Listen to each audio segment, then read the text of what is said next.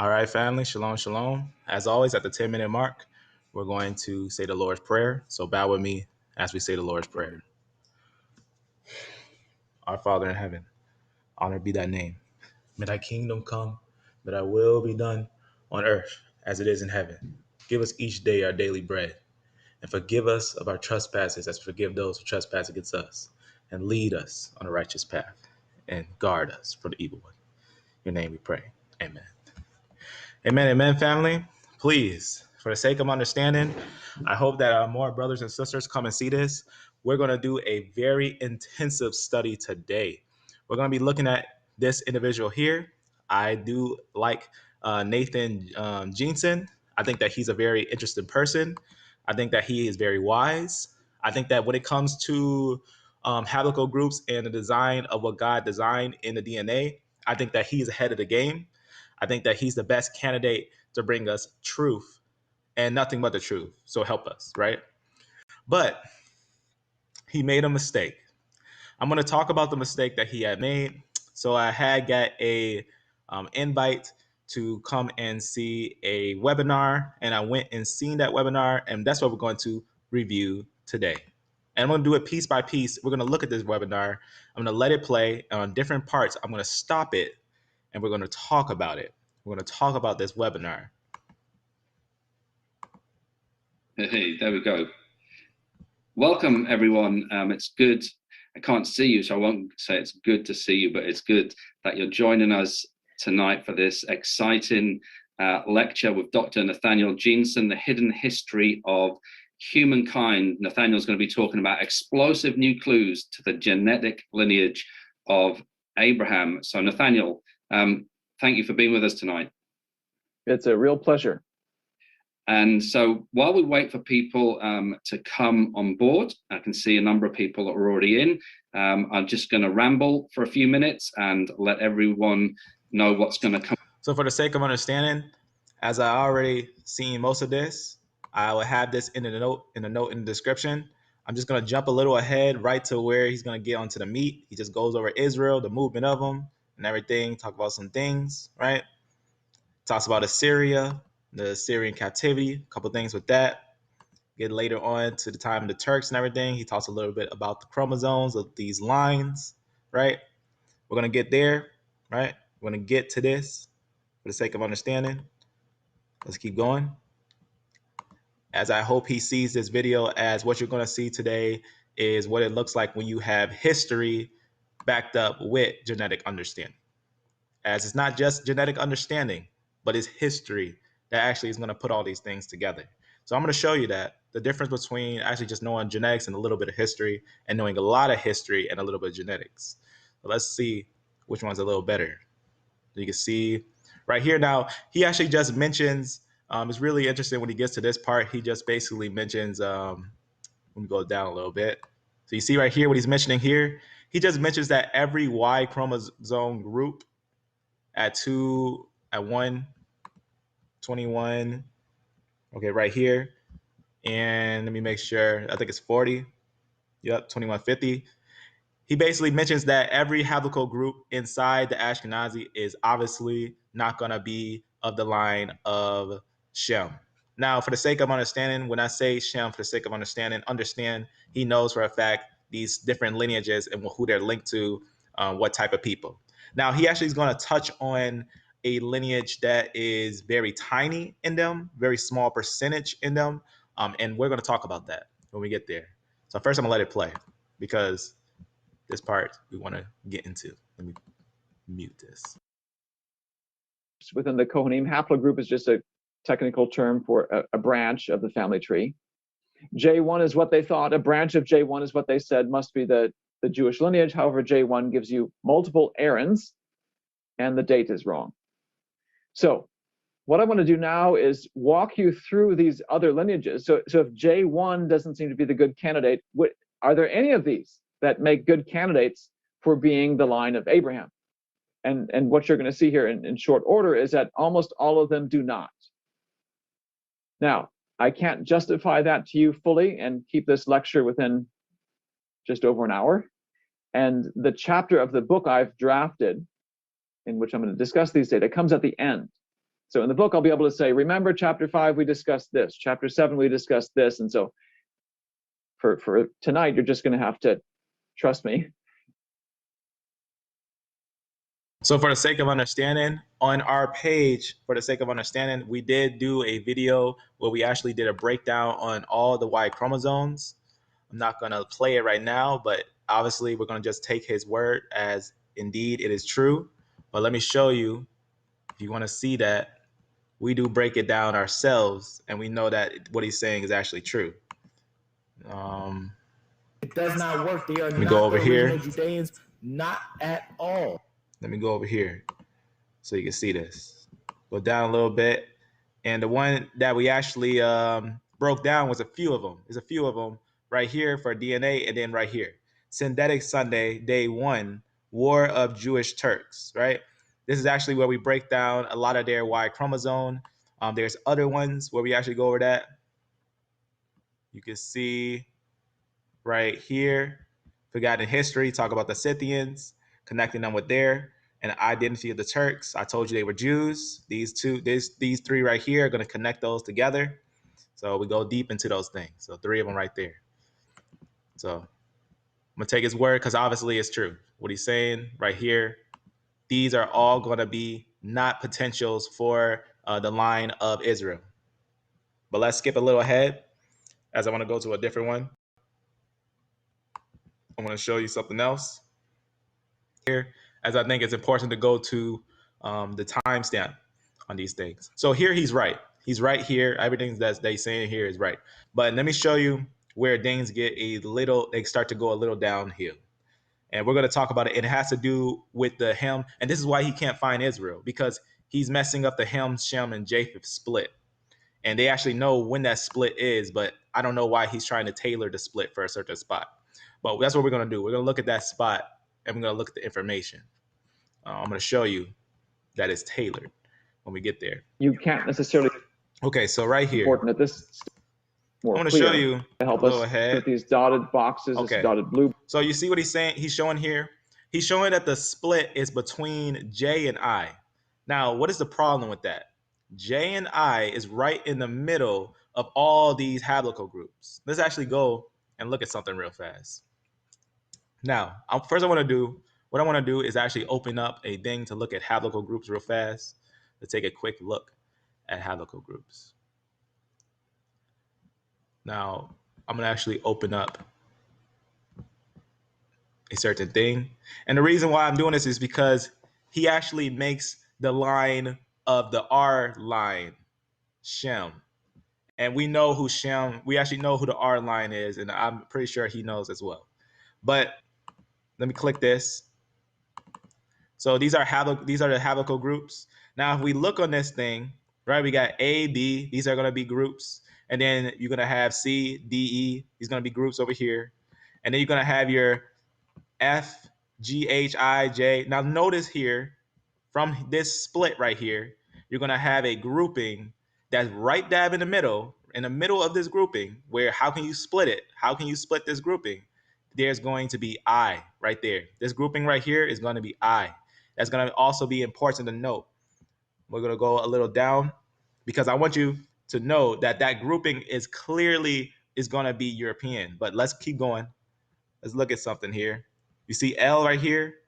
L, there's also going to be T right here. I'm going to go over here and show you something. All right, so he's obviously no, those are not the lineages. Now we're going to look at L and T. We're going to look at L and T, and this is where he has L. L is up here, and T is down here a little bit and over here. We're going to look at these lineages. All right, here's that split. So here's T, here's L. L and T are connected. He says connected a while back, right? He said these are connected. All right. And notice what he actually does here. He actually pulls up a chart and looks up how much T do they have in them. Now, what's interesting about this is that since it's a low number of T, many geneticists actually notice for a fact the part that you're actually looking at and the Y chromosome that changes is like a sock. It's like a body, and then you have the legs, right? You have the legs and the hands, and you have striped socks on the hands. If you were to hold your hands straight up and your feet straight down from the tip, right? I'm gonna just pull up something real fast.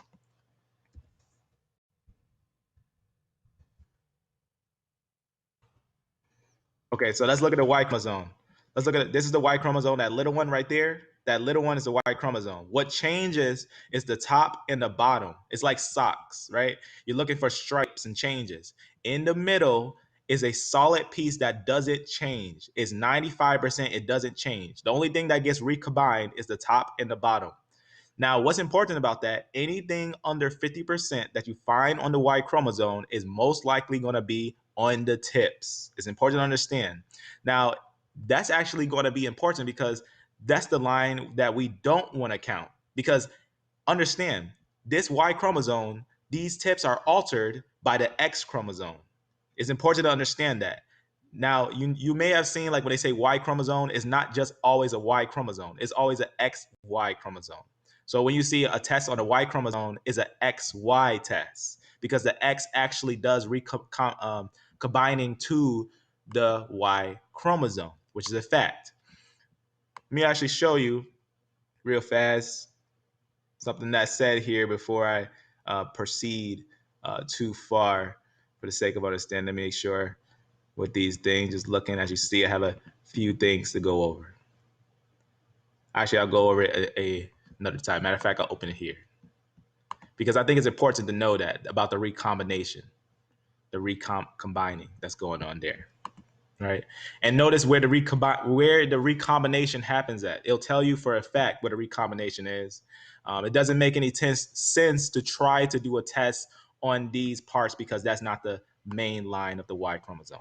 It would be very ridiculous for someone to take the recombined parts and consider that as being the line that is the main line for the sake of understanding. Now watch what it says here. First, understand a little bit more about the Y chromosome. It's helpful, right? I'm gonna click this, make sure you see it. Okay, we're gonna learn a little bit about the Y chromosome. First, understanding a little bit more about the Y chromosome is helpful. The Y chromosome does undergo recombination with the X chromosome, but only does so at its ends. You see how it's highlighted right there? At its ends is where it does that recombination, right here, right? That's where you're going to get that recombination. That Y chromosome is shorter than the X. The X looks like an X, but that's going to be in effect with this, but only at its ends. The center part, that's where you're going to get anytime you see anything higher than 50%, that's the major line. That's the major line of the people. So anything above 50% is the major line of people. Anything below that is you're looking probably at the stripes that are on the sides, right? And you're not going to take that and say that that's going to be your Y chromosome. Rather, that's going to be your basically something to identify your Y chromosome. It's kind of like a car, right? If we all got Mustangs, right? What makes our Mustang different? A paint job, maybe a paint job, a little work on it. They're still Mustangs, right? They're all still Y chromosomes, right? But each one, right? Let's say we got different models. Someone has a model from 2000. Someone has a model from the 1800s. Someone has a model that just came out this year or something like that. It's important to understand there's still Mustangs, but different models, right? That's what haplogroups is. You got a J, I, what have you, right? But you're going to have different paint, different styles on them, and that's what they're actually looking at when they look up haplogroups. It's important to know that when they look up haplogroups, they're looking at the stripes. It's like looking at socks. It's not actually taking the whole thing, but looking at pieces of it, at the stripes, the ends. And that's how you're going to see who they mix with. And remember, that's with a female because males can't mix with males. Every time you get another male, it's an unbroken chain. And it's important to know that whenever the people are constantly growing and increasing, it's important to know how the Y chromosome actually works. The way the Y chromosome works, it is an unbroken chain. It does not change. Here's an example of the Y chromosome. Let's say this was your past ancestor. It does not combine with any other. Let's say you had a woman, right? He had a woman. It does not combine with any of the males of any other line. It would always by the male. So whenever he has a son, it passes on. Whenever he has a son, it passes on. Whenever he has a son, it passes on. Whenever he has a son, it passes on. So he gets traits from his mother. He gets traits from his mother. He gets traits from his mother. He gets traits from his mother. And that's only at the tips. Remember, that's only at the tips. But there is never another male playing a part in the picture. We got to note which is the smaller part and which is the larger part for the sake of understanding.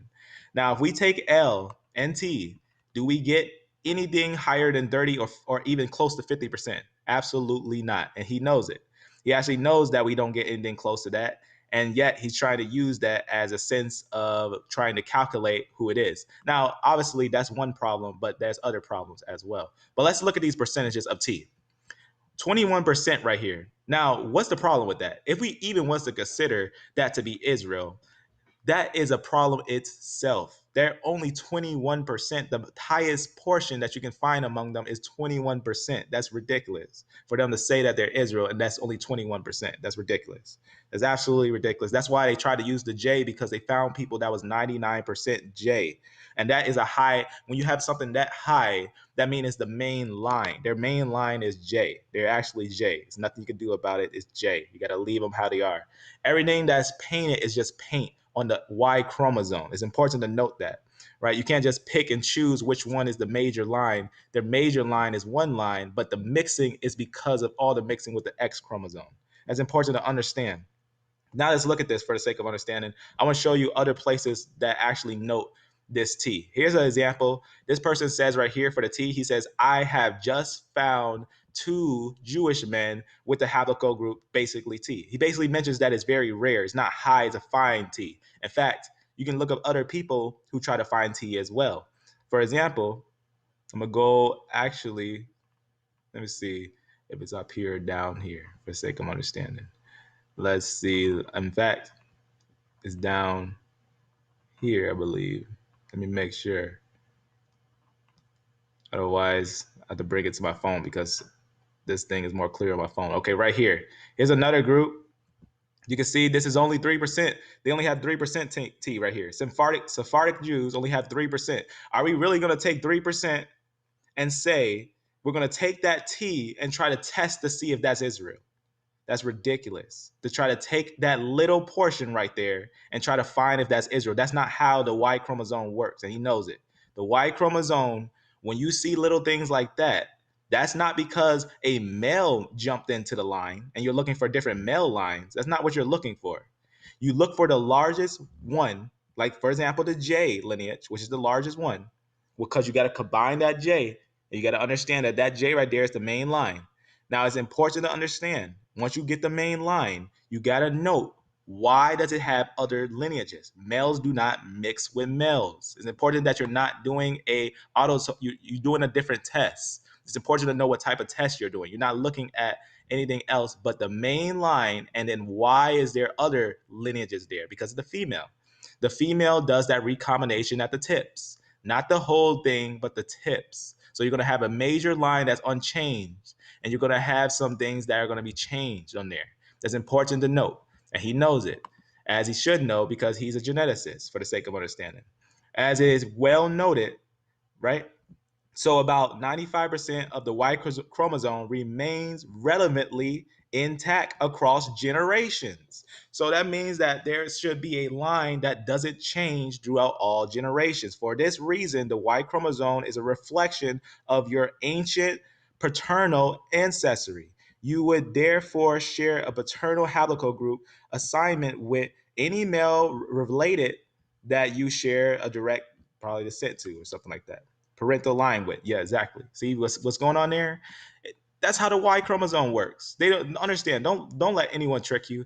And when people try to use multiple different types of Y chromosomes in one Y chromosome, what they don't understand is that you're not looking for another male. You're looking for whatever pieces actually mixed with that male. But you note the major line. You got to note the major line. The problem is geneticists, when they put out this information, they don't put a star or a signal on the major line, as they know that when they're testing this, there's different levels to which part they're testing. The middle area is unchanged. Whatever it is what it is. You'll find it in every single one of them. You'll find it in every single one of them unchanged. But the female line can change, right? It's important to understand the female line can be different. Right? If someone mixed with a Shemite, it'd be Shem. You have some signs of Shem. If you mix with Hamite, it'd be some signs of Hamites. If you mix with Japheth, because how can you have a male with Ham, Shem, and Japheth Y chromosomes? Think about that. It's impossible. It's impossible for a male to mix at the point where he's actually had multiple males in his lineage of different branches. Understand, Ham, Shem, and Japheth cannot mix. They only mix with the female. As they constantly keep mixing, they mix with another female, and then the lineage proceeds forth. The lineage proceeds forth for the sake of understanding. Here's an example. Actually, we don't need that right now. Let's keep going. Let's keep going because I have some other things to talk about for the sake of understanding. So that's important to note that in the Y chromosome, for the sake of understanding, is ridiculous to take the tiniest piece and try to use that as the major line, because we know that's not the major line. We know that that is just taking a portion of the Y chromosome and testing it. It's important to know the different types of tests. You're not doing a autosome test or no a mtDNA test. You're not doing an mtDNA test, nor are you doing an atDNA test, but you're doing a Y chromosome test. If you do a Y chromosome test, you must do the Y chromosome test as is instructed to a Y chromosome test. You must note what's the major line in the Y chromosome test, what is the pedigree that doesn't change, and then what does change is the outside pieces. Because the reason why I want to note this, because some people, when they get a DNA test, they complain that they have R in their line. How did you get R in your line? You're E1B1A, but you got a little piece of R. Does that mean that a male had mixed with you? Absolutely not. That means that you somewhere down the line, your descendants have mixed with a female. That's important to note, that they mixed with a female, and that's why you get the markers of the R on the person. Those are markers on your Y chromosome, because you cannot have a baby with a man. A man cannot have a baby with a man to get another Y. That doesn't make any sense. That's not how a Y chromosome works.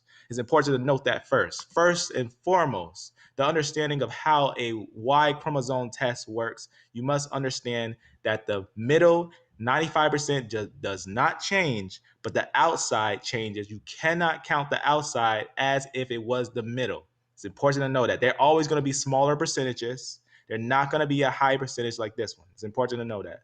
Now let's keep going, because understand, I have respect for this person, but obviously, as studying on these things, that's just one level, as we have a few. Let's go and look at something else. Let me show you something. Besides the point of that, let me show you that his problem with his split is in between J and I. Now, what geneticist agrees with that? None. No geneticist would agree with that. I don't know how he was able to do that. In fact, he knows that the split is not there, because I have a video of him actually telling you that. Watch what, matter of fact, let me show you. Let me show you how he knows the split's not there, because you see right here, A, B, C, D, E. Is A and B connected to D and E? Absolutely not. A and D is not connected to D and E. He knows it too. He knows that it's true, because he actually notes it in one of his videos. Let me actually show you real fast what actually is said. This is what I call engineering something, but let me show you something. 29 and 35. Let me go to this and show you something. Or the Aegeans. So I'm going to go to 29 and 35 here. Watch what he says about A and D. Watch what he says about A and D here, so you can understand. Africa, there is a division in lineages, but some of the major ones are still joined. A and B are separate from D and E, but A and B have not yet separated. D and E are one lineage. Of course, D is not going to remain in Africa, except at perhaps a very low frequency. It's going to become the peoples of the great Andamanese Islands, the very dark. Did you hear what he just said? I don't know if you heard that. Watch what he says here about A and B and D and E. Out in episode 16. There eventually will be three major lineages, S, K, and M, Papua New Guinea, Australia, so forth. They're Watch all what he one says at this point in history. So he's saying that these ones are one, these ones are one, these ones are one, these ones are one. But wait till he says about these ones. Watch what happens here. In Africa, there is a division in lineages. He said there is a division in lineages. He said that these are not together. They're divided. They're separated. And how are they separated? They're separated because they're on a whole different branch. They're on a whole different branch, and he knows it. But some of the major ones are still joined. A and B are separate from D and E, but A and B have not yet separated. A and B is separated from D and E, yet on his design, we can see here that he designs A and B connected with D and E. So what just happened there? Are we having an altered design? Yes, we are having an altered design. Let me show you something about this altered design real fast. This is a common altered design, as this is a design that is actually going to happen when you actually are not listening to where the split is at B and T, and BT and CT is actually the split. In fact, I want you to hear what it says here, because they know where the split is. There's different confirmations to when that exact moment of that split is, for the sake of understanding. But let me show you. Let me make sure, see if I got that green bar on this one. I'm just looking to see if I do. Okay, I'm gonna go back up. All right, let me show you something. Let me go over here. Let's go down and look at something real fast. All right, I'm gonna show you what it says right here. It says, it is true that the three major haplogroups have long been recognized by mainstream science. So where's the three main haplogroups? He knows where it is. He puts it in the right place. He puts it in the place where it should be, right? But let me show you, for the sake of understanding. Let's go. Let me go back here. So they know where the split is. You can't just put it in any spot. You got to put it in the spot where they say is at, right? And we know is at BTCT, right? But watch what it says here. I'm gonna show you what it says right here about have a go group T. We already read that. In fact, let's go down a little bit. We already read that. Let's talk about this split. Let's talk about this incorrect split right here. This is incorrect. This split that you're seeing right here. This is an incorrect split. He's gonna actually say that this is him, and this is Japheth, and this is Shem. E1, R1A and R1B and R2, he says that these are Shem. I'm gonna show you that we know these aren't Shem.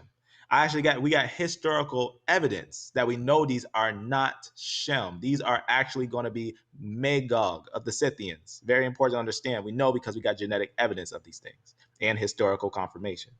Now notice he's saying that these are connected with you see right here, we're saying these are all connected, but how?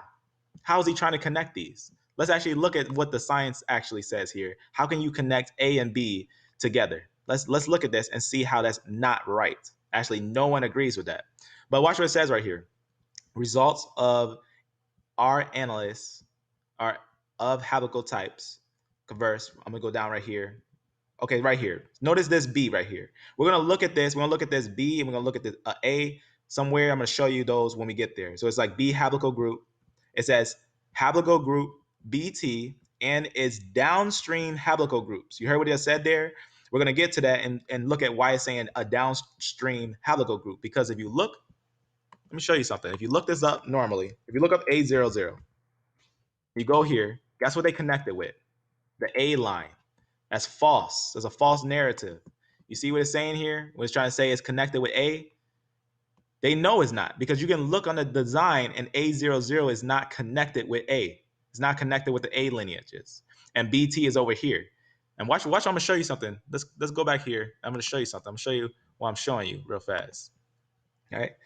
Just talks about how it says BT and it downstream haplogroups descendant from haplogroups, and they'll tell you they descended from here. You see how they say that BT descended from these ones? But let's go and look at something real fast.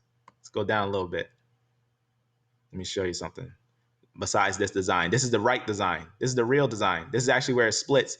D and E is not connected based on the split of the three splits. D and E is not connected with A and B. You see what's going on there? And then these are going to be your other lines, your other split. It's going to be your other split. This is one split. This is two splits. This is three splits, and they know it. But let me show you something.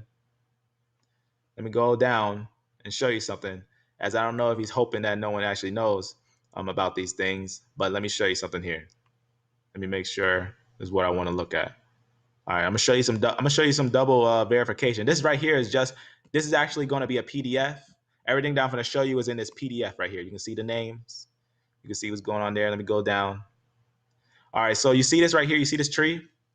I'm going to talk about this tree because when they first designed this tree, you're going to see that they actually made the Outer Africa idea based on this tree. They tried to put A00 on this tree, and they actually tried to connect all of them together. And I'm going to show you that.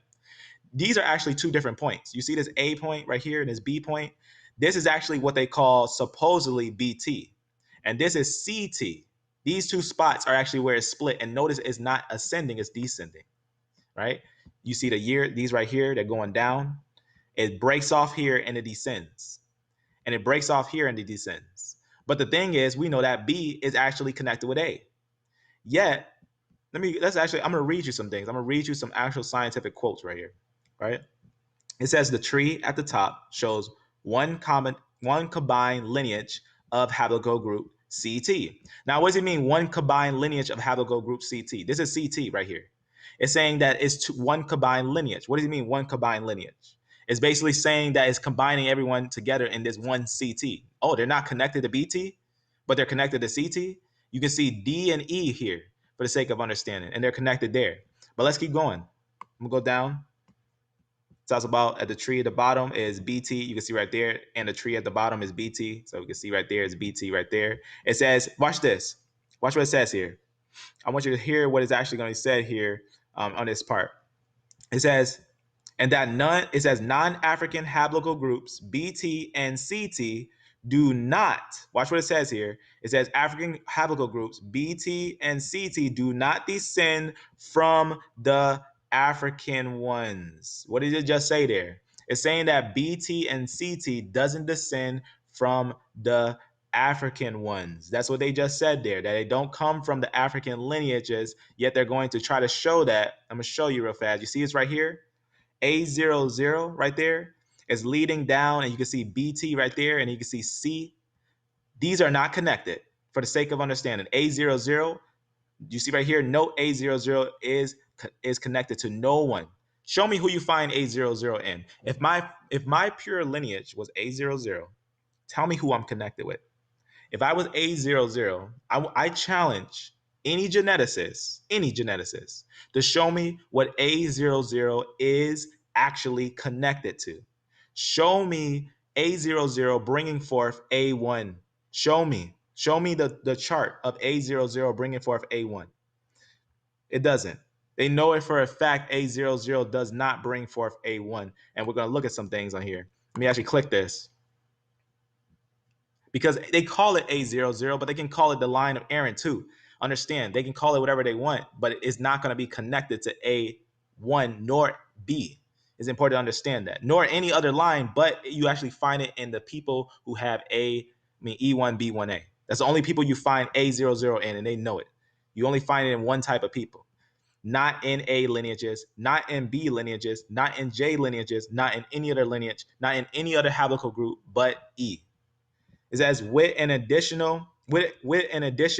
of the recent discovery of haplogroup A00. Now they found A00. There's going to be an updated one. You can see right there, they put A00 there. That's why they try to say everyone's related, because they put A00 there thinking that anyone's going to believe this idea. It says, and the B haplogroup, which is equivalent to BT in the current classification, is common ancestor. Look at this year. You can say they say it's 64,000 years ago. Obviously, for the sake of understanding, they actually start to change. They change BT and CT sometimes. I've seen charts where BT was older than CT and CT was older than the other. That's actually the split. Those two spots are actually the split. They're just two splits that you actually see on a chart. You see these? Do you see these splits right here? That's BT and CT. Let me go up right here. This is BT and this is CT. These are splits. That's actually what they are. These actually are moments of splits. And that's what we actually see. Those splits right there that separate three different groups are actually BT and CT. That's actually where we get those splits. But let's go back over here. You see right here, CT, watch what it says here. CT does not come from haplogroup B. CT doesn't come from haplogroup B. If CT doesn't come from haplogroup B, you know what that means? It means that obviously it doesn't come from A either, because B and A are connected. B and A are connected. Therefore, how are you getting a connection like this? How are you getting a connection like this if they're all up here? You see what's going on there? That's very, now what I'm actually saying here for the sake of understanding, let me go to a chart here. Let me show you something. Let me go to a chart. Let me just open this. As a lot of people think E just always been in Africa, but they never looked at the Natufians. If they look at the Natufians just once, They'll probably see that E is right slap dab in the Middle East. But let's go. Let me show you something right here. Okay, so watch this. This is their design. They say that A descends down, even though A00 is not connected, but they say from A00 it descends down and it enters and becomes BT. Now let's look at something. Let's look at something because I want you to understand for the sake of understanding. As you see, BT doesn't descend into CT. Yet BT is his own lineage. Yet it's connected to BT. You see what I'm saying here? BT is connected to, B is connected to BT, yet is not connected to C. Yet it descends his own lineage. So that means that it's its own branch, not connected to these. You see what it's saying here is not underneath here, nor does it bring here, but it's actually his own branch connected to A. And he knows it, that A and B is connected together, that proceeds off in its own direction. That's a fact. That's a genetic fact. That's undeniable. And you're going to see that they all agree to that because they're going to tell you that no African line actually goes into BT or CT. They know it for a fact. No lineage actually goes into BT and CT. They actually descend from them. These are actually where things actually descend from these lineages. They know it for a fact. And that's what you're seeing on that chart. I'm going to show you. Let's go over here, right? So you can see right here. So CT does not come from haplogroup B. CT doesn't come from haplogroup B. Let's go down and look at something else. Let's go and look here. Now note these lines, right? A01. These are actually going to be A lineages, A1A, all these lineages. Note these lineages. Say which they found low frequencies. Well, not. Let's go down and see what they say about these. It says, and none of BT or CT lineages descend from them. Okay, what's going on here? What are they talking about here? What exactly are we looking at that they're talking about here? What are they saying? It's saying that BT doesn't come from A, is what it's saying there. It's saying BT doesn't come from A. It's saying that these two don't descend from A. These don't come from A. That's why you see this chart right here. We go to it right here. You see this chart right here, and they know it. They in fact, I got a quote where they quote themselves and say they was bending data. I'm gonna show you on that same PDF. You can find it word for word on that same PDF that I have there. I'm gonna show you what they said, word for word, that they know they were bending data. This is that PDF right here. This is the PDF. I'm gonna show you what they said right here. Let's go up a little bit. Right here. Not bad. Right here. Watch it. This is on that PDF. I can show you it on the PDF. Matter of fact, I'll show you it on the PDF. I'm gonna show you it on the PDF and what they say.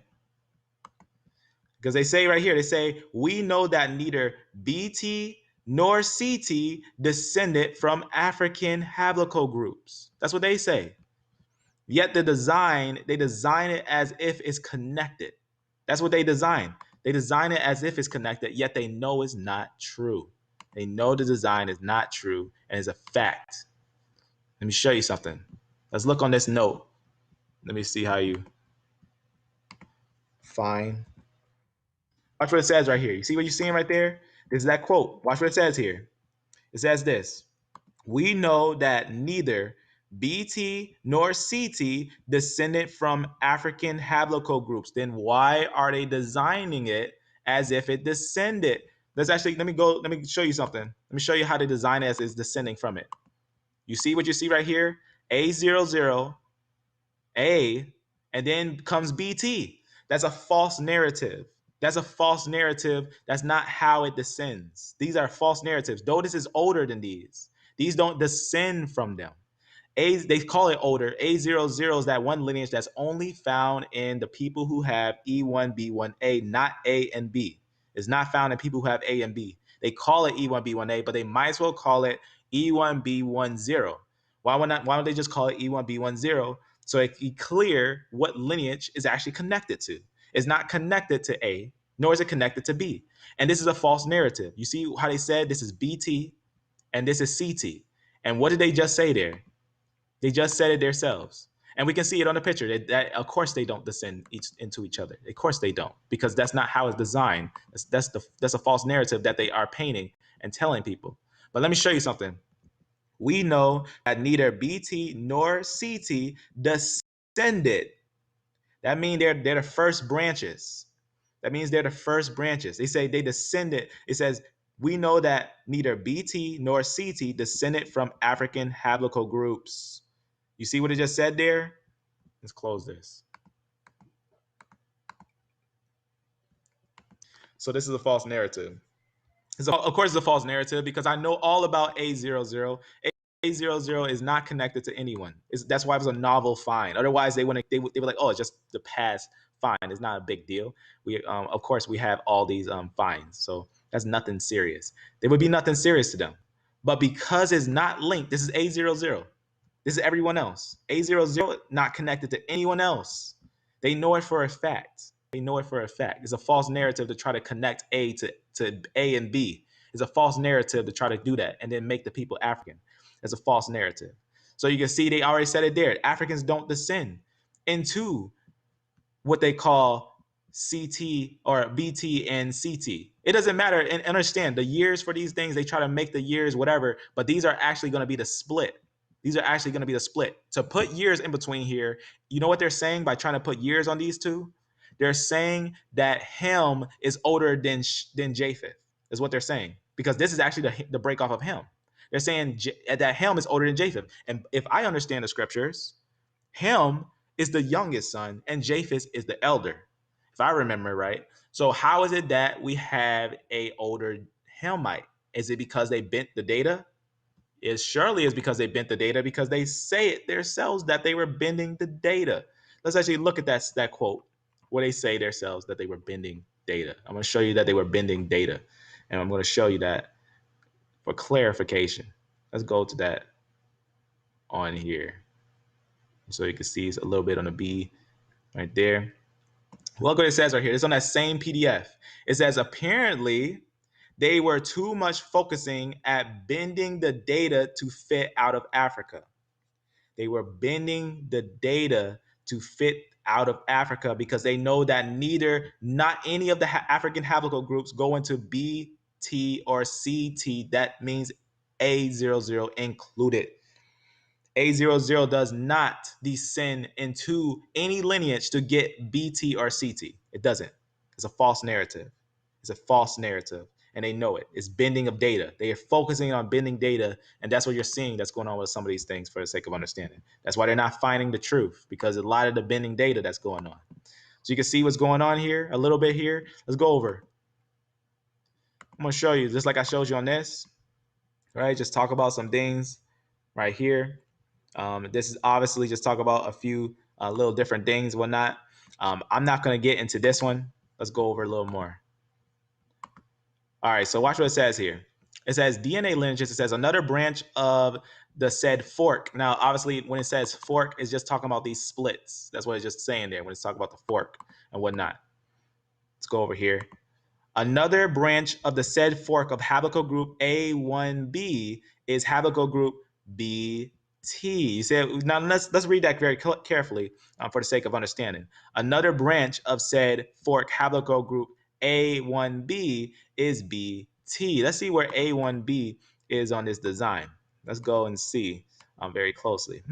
I don't see A1b. So we can actually go up and take a look around. Just take a look. We actually can understand if we go to, let's type it down like this. A1b. Okay, and let's put haplogroup. Let's go here and let's see what we see. Right? Okay, so where would A1b be? Okay, down from A1.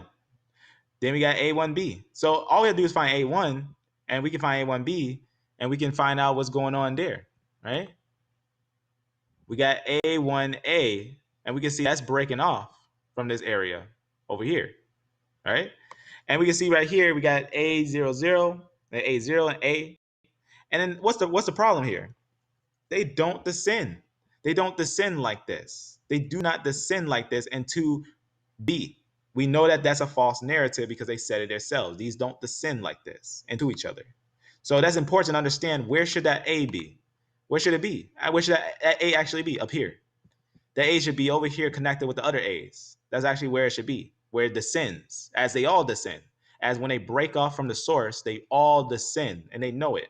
They actually mark it down that they all descend. That's important to understand that all these are descending. They're breaking off and descending. That means that they're not actually going to be T or CT, but they're breaking off from BT and CT. They're actually breaking off from them. That's very important to understand that these ones are in the wrong place. These are not where they're supposed to be. A00 is not connected to none of these. They'll say that is an ancient line. It's a map. A00 is a map. That's what A00 is. It's a map that was put in the people. That's what it was. It's a fact. That's all that it is. It's a map that was put in people, and they can't deny it. It has every single snap in it. It's put in the people as a map. That's what it is. And it's not connected to anyone else. That's why it shoots. You see how it shoots like that? Straight up? Because it's not connected to anyone else. It doesn't break off. It doesn't have any branches. It doesn't have any of those things. It shoots right up. It's not connected to any of these. It's a false. This little line right here is a false narrative, is what they're doing there. This is actually right here is where it starts. And then they all break off. They all shoot off from there. And the A00 is its own line. That's just what it is. That's how it works. They're trying to connect them together, but you can't connect them together because they know it themselves that they don't connect. Now watch what it says here. Right? It says another branch of said fork is haplogroup A1b, is haplogroup BT. It says shown at the lower part of the tree. You can see what it is. It says right here, it is obvious that haplogroup BT. Now watch what it says here. Watch what it says about haplogroup BT. Haplogroup BT does not descend from. Watch what it doesn't descend from. It does not descend from the African haplogroups having index A, including all of them. What you see what's going on? Now you see what just said there? I want you to pay attention to this part right here, what just said there. It says BT does not descend from African haplogroups having index A. So that means BT does not come from A, and they know it. They know it for a fact that BT does not come from A. That's a false narrative.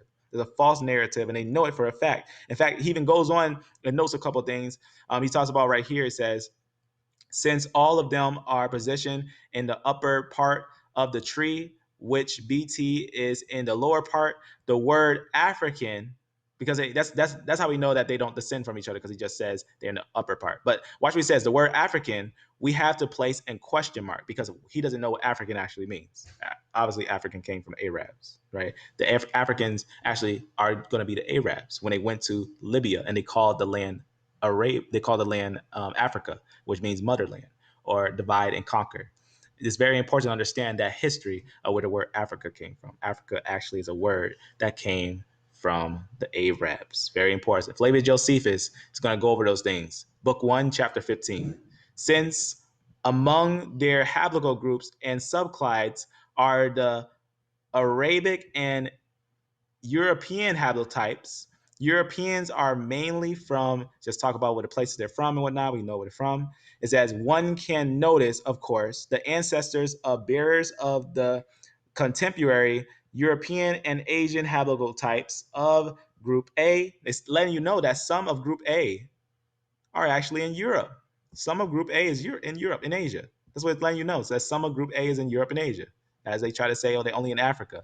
But few people actually know where the actual split had happened at. Not in Africa, but on Mount Ararat, as it says in the scriptures, could have migrated out of Africa. They say it could have migrated out of Africa. However, it can be equally suggested that they could have migrated into Africa. That's what it's saying there. It's saying that they actually began in Africa. They actually could have migrated there.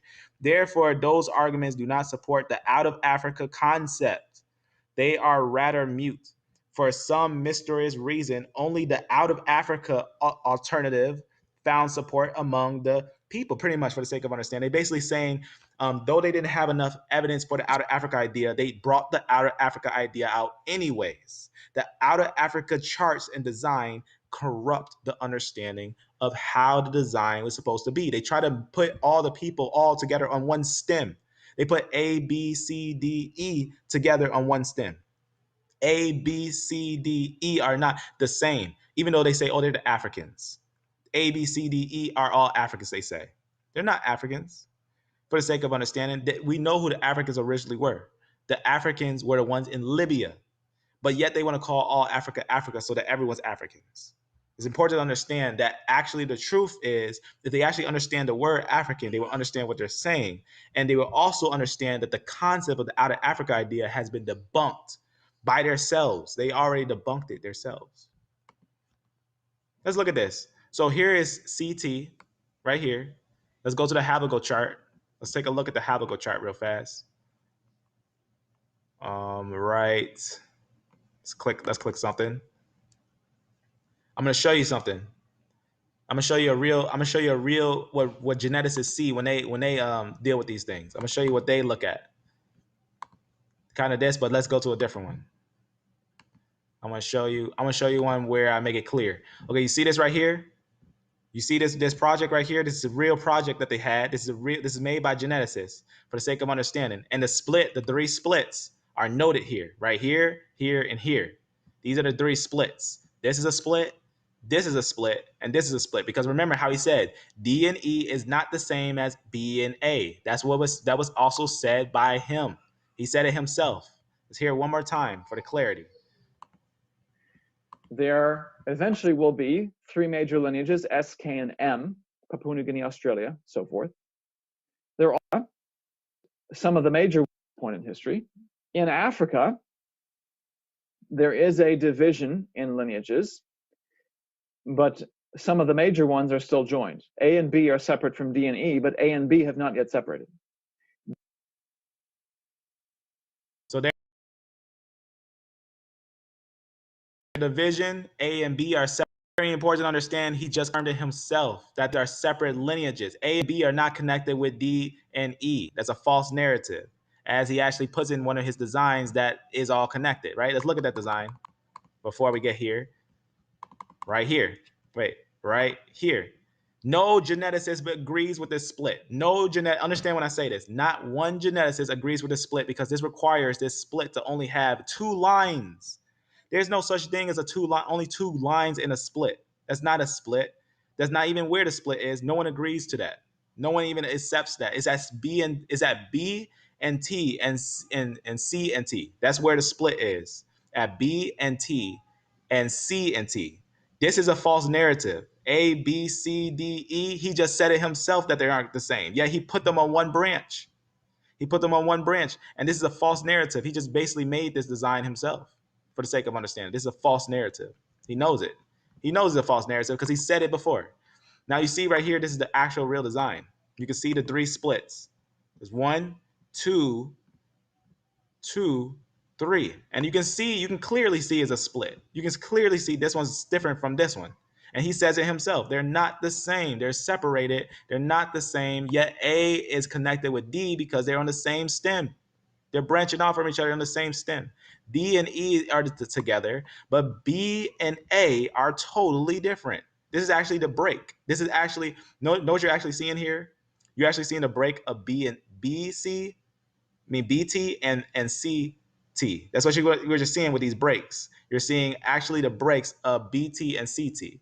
And it's important to note that when these break, you're going to have a totally different understanding than looking at something like, let's go over for the sake of understanding, just to look at something like this, right? I had to end up pointing this way because what they try to do is make it seem like it descends down. Like you would think that a Hamite would turn to a Japhethite. Have you ever seen someone who's a Hamite turn to a Japhethite? Is that even possible in the Y chromosome test? Absolutely not. It goes unbroken from male to male. In fact, let me just show you something. Let me design something. Let me actually do something real fast. Let me make sure you can see this. I'm gonna draw something real fast, and I want you to see this. Let me make sure you can see this. Just gotta look here and make sure you can see. Okay, I saw it real fast. Now watch this. Watch this. I'm gonna design something. So this line right here is this is gonna be your father's line. This is how a X test works. Okay, let's say this is your Y, right? This is your Y. This is your Y. So your father has his son. Let's just go and say your grandfather has his father, and then his father has another son, and he has a father, and then his father has your father, and then your father has you. There you are. Now you also got to consider the X. Now, how does the X work? Do we count every X in every lineage? No. You count the X of the person that they're actually with. So the X of this person is going to be with the X of who we got with. The X of this person over here is the same thing. For the sake of understanding, make it a different color so it's a little more clear. Let me actually, right here. So this X right here is going to get with his wife, right? Doesn't count any of it. It doesn't count her, because remember, women only get 2 X's. She get 2 X's. We're not going to count the 2 X's because only 1 X is going to affect the person, right? She's going to have her own X, so we don't count any Y's because Y doesn't pass on from woman to woman. You can see right here, this one is also affected with this X. And remember, they also have 2 X's, right? This one's also affected by another X, and they also have 2 X's. This one right here, affected.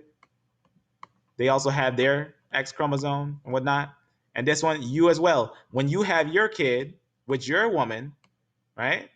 For the sake of understanding, when a male has his wife, they're going to get a connection of the 2. They're going to get a Y chromosome from, in fact, let's read what they say on these things to make sure this is actually what it is, so you don't think that I'm just ignorant of these things. Let me show you something. Let's look at what they say here about these giving and giving, right?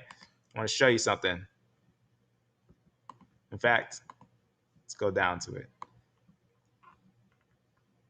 Let me show you something real fast because I think it's important to know this piece of information. Okay, so right here. This is going to be from Nature. It just gives you information to what they say about these things. This is where it talks about it. It says, in humans, females inherit the X chromosome from each parent, whereas males always inherit the X chromosome from their mother and their Y chromosome from their fathers. You can see right there, you got 2 what they call sex chromosomes for the sake of understanding, one from the mother, one from the father. And where does the recombination happen? When the mother actually is altering the Y chromosome of the male. At the ends. At the ends. You don't count the ends as being who the person is. You count the ends as the alteration, the mutation that is done by the female's line. That's important to know, right? That's why they call it XY, right? Sometimes you may see it as Y, but that's not really giving the understanding for it. It's actually XY. It's very important to know that. Let's go back. Let's go back here, or where? Let's go back here. All right, so I wanted to show you that because you can see right there, that's what I just read to you, where it says right there, in humans, females inherit an X chromosome from each parent, right? They receive an X chromosome. If they're female, they receive one from each parent, whereas males, when you see what's going on with the males, always inherit an X chromosome from their mother and their Y chromosome from their father. So you always get it from your father. You're not going to get any altered Y chromosome. That's important to know. You're going to have these different tips. These are going to be a change in the tips, but that's important to understand too. How the Y chromosome test actually works. It doesn't work any other way than that. And for the sake of clarity, I'll even have a geneticist give the explanation on how these things work, as it's important to know the difference in tests. It's important to know the difference in the Y chromosome test and these other tests, right? I'm going to show you what someone says about the Y chromosome test and how it works. Let's see on how that test actually works. Y-DNA testing can be a really powerful addition to your family history research. Y-DNA traces only that direct male line, and it's pretty easy to interpret and understand once you know how to get around that DNA match page. So that's what we're going to do today, is talk about your Y-DNA match page and focus on just the parts you need to know. So I'm Diane Southard, your DNA guide. Let's get started. All right. So when you're testing your Y DNA, it means you're investigating only that direct male line. So that direct male line is your father's father's father's father's father. So just take 1 minute and think about, who is that person? Who is that man that exists at the end of that line that you're trying to research? This Y DNA test, it's all about him. Now, don't neglect other males in your pedigree chart, because really the Y DNA can help you investigate any man in your pedigree chart. The key is just finding the right person to be tested. So if you're interested, for example, in this ancestor, Mr. Williams, then the person who takes the test should also be a Mr. Williams. Now, this is, of course, as long as you live in a society where that surname is passed down at every generation in the way we're talking about. But what you're looking for is a living person today who has the same Y DNA as the person you want to research. Your Y DNA can do these 3 things. First of all, it can distinguish between different paternal lines with the same surname. So if you have people in your pedigree chart, maybe you're a Miller or a Smith or a Jones or a Johnson, this Y DNA that's been tested on your Y DNA. Well, Beloved family, pay attention to what I'm going to show. What I'm going to show is going to tell you how actually you should read any DNA test on the male. As any geneticist who's working on the Y chromosome should understand how to read which ones are actually going to be the major line and which ones are going to be the line of the people that are mixed in, like the female. Now watch what it says here, because you remember, you're not looking at the whole piece, only 5% change. 2.5 at the top, 2.5 at the bottom, 5% changes at the tips, right? The center actually stays the same, 95%. What we're really looking for, though, is a match. And I want you to think of your Y DNA profile as stripes on a sock. And what we're looking for in a match is another sock that looks just like yours. So perhaps you can think about it like at the testing company, when your sample comes in, they're throwing it in the dryer with all of the other socks and they're tumbling it around. Matches. And that's okay, because we understand that given enough time, most people will find a match in the database. But when they're trying to figure out if you do or don't have a match, all they're doing is comparing the stripes. They're trying to decide if your set of stripes matches another person's set of stripes. If you want to look at this match page, now, do you understand what they were saying there? What she was actually saying there is how the Y chromosome works. The Y chromosome has these stripes on it, right? It's very important to understand to get a good understanding of the Y chromosome. Let's see real fast. Show you.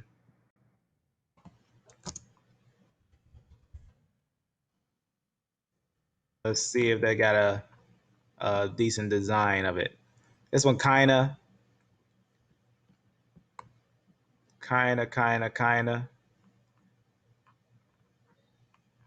I'll just let's see which one we're gonna work with. Here's one. This is kind of cartoonish, but notice the tips right here, right? Notice the tips on those ends. That's actually what you're looking for. That's why she said it's like socks. It's like socks because at the ends of the Y chromosome is what you're looking at. They're gonna be smaller percentages. They're gonna be a smaller percentage. Here's a better design. You can see right here. You can see what's going on, how it's moving. It's just talking about whatnot, all those things. You can see the Y chromosome. It'll have some changes at the tips for the sake of understanding. It's just important to know that when you see a smaller percentage, what it means. All right, it's very important. But let's close this. Now let's look at something. We barely touched scratch the surface. Let me show you something on this. My hope is that he get a chance to see these things so that we can go over these things. Watch what it says about here, right? Remember, this is the split. As CT-BT is the split. That's the split, 100%, because nothing, as you see, nothing descends into them. Nothing descends into them. It's a fact. This is the split, and everyone else is up here because they keep descending from CT-BT. That's a fact. It says right here, it says the middle. Now notice what they call the D&E lineage. Watch what they call the D&E lineage. I don't know if you ever heard this before. This is on the same PDF. It says the Middle Eastern haplogroups, DE split. What did he just call D&E Middle Eastern. They realized that D&E is Middle Eastern. Do you understand that? Because it's actually found in the Middle East. The Natufians, their E1, B1 is found in the Middle East, the Natufians. It says the tree does not show. Let's just talk about it. It doesn't show right on this tree that he's showing here. They're not showing A00. Obviously, remember A00 is only found in the people that have E1, B1A. It's a fact. And is it not connected to anyone else, nor A or B? That's important to understand. Now let's go. Now we're gonna get on history. Let's get on some history. I just want to show you that first of all, no one agrees with that split. That's not where it splits. That's a false narrative, and he knows it. He knows that A and B is not the same as D and E, and he needs to stop designing that thing like that so he can find the truth. As you can see, this is a false narrative. First, what we're gonna do, obviously noting this is false, but now let me show you something. Right, I'm gonna show you what he actually claims here. Let me show you real fast. Let's go down, down, down. Talk about that one. Fact. I don't know if I posted here. Right here. Now, what he actually says here is that this is him. This is what's the word I'm looking for? This is Japheth. He says that this is Japheth because he says this is the Greeks. He says this is Japheth, and he says this is Shem. I'm gonna show you how nonsensical that is just by looking at R. Just looking at R, we know this is not Shem because who we actually see in R? The Scythians. Let me show you something real fast, and not just the Scythians, a couple different people for the sake of understanding. But we're gonna look at a few different ones. Let's go down real fast and let's look at something now concerning history, right? If you never heard of the Chadic people, if you never heard of these people, guess how much are I'm gonna show you first. Let me show you them. Let me show you how they look. Let me show you what these Chadic people look like. Because these are let me show you Chadic people. Let me show you. These are the Chadic people. Now, this is important to understand. These Chadic people, how do they look like? What haplogroup group you think they have? What haplogroup group you think this is? Or they say African. What haplogroup group you think this group have? Let me show you something real fast. This was mind blowing when I found this out. One of the brothers had shared this to me, and let me show you something. These people, as it says right here, it says a wide spread of them, and it says that they have E1B1B. And guess how much E1B1B they have? Guess how much E1B1B they have? Let me see if I got it on here. Do I have it on this for the sake of understanding? Although this and that. Make sure. In fact, looks like I didn't upload it on my note. So what I'm gonna do is real fast. I'm just gonna put it from my phone to this note, as I gotta close this note so I can update. I'm gonna put it on there right now so you can see this, because I want you to see what it says about these people, because I think it's really interesting. I think it's really interesting to have individuals like these individuals being in Africa, and just the nerve of people to call people African, not understanding what Africa means and not understanding what other people is actually in Africa, as I think is important to know these things for the sake of understanding. Let's see. I want to grab something here. Let me make sure that this is what I want. All right. Just double checking. Okay. I just uploaded something on here. So remember, he said that these ones are different than these ones. That's important to understand, that these groups are actually different, right? Let me just gotta move something here. Just looking at something. Okay. Just looking for my spot where I have the percentage. Let me grab it from this little thing. And I'm going to show you something real fast, because I think this is important. I think that the information on this find, I think it's important to note, as we can't go back on the things that we say. right? I don't think that people should go back on the things that they say. I think they should stick to what they say and continue on it so they can grow and learn some truth, right? So I'm going to show something here. I just need to make sure I find this certain one. Just got to make sure this is it. All right. Making sure. 95%. Okay, it's there. All right. Let me show you something here. So I want to show you this. I think this is really interesting. I'm going to show you this. All right. These people, if we look at their group, they're in Africa. Remember, they're in Africa. They look African. They look extremely African. They're going to actually have the lineage V88 of the R lineage. And guess how much they have?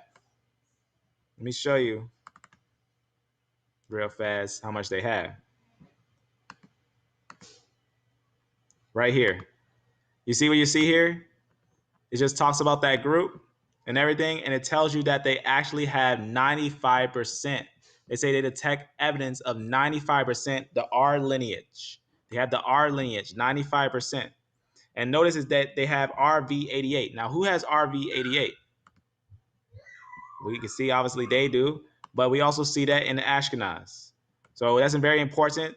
And that's just a piece, because we're going to actually look at 269. Now we're going to look at 269. And what is 269 connected to? RV88. RV88. You see what's going on right there?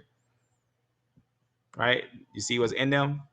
Now let's go to this thing, and we see V88, right? That's one different part, one different branch. And then there's another branch, which is 297, and it goes to 269 right there, right?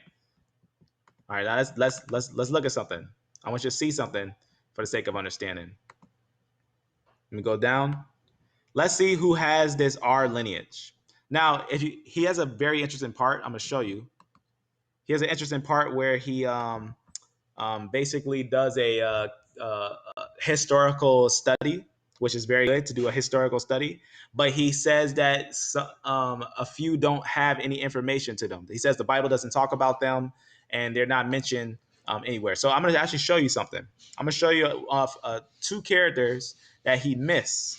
And that's why he marks these as Shem, because he doesn't know who these are. He has no idea who these individuals actually are. But we're going to look at that for the sake of understanding. Let me actually refresh this.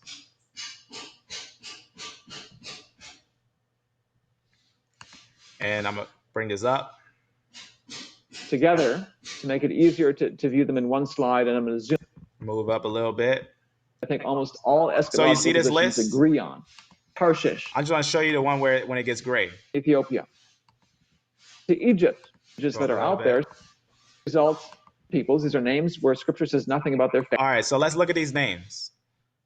Everything that's gray, he says that the Bible touches on, and we got history on, and we know a little bit about them. He says everything that's colored, we don't know. So what's the first things that we see that stand out to me is Gomer and Magog. He says that he doesn't know Gomer and Magog. He doesn't know who those are. Well, it just so happens that we do know who Gomer and who that is. Let's take a look. Let's open up a note here and take a historical journey on these things. Now, I have a whole video on the Scythians. I have a whole video on them, on the Scythians. But let me show you something on who the Scythians actually are. Let me show you something real fast.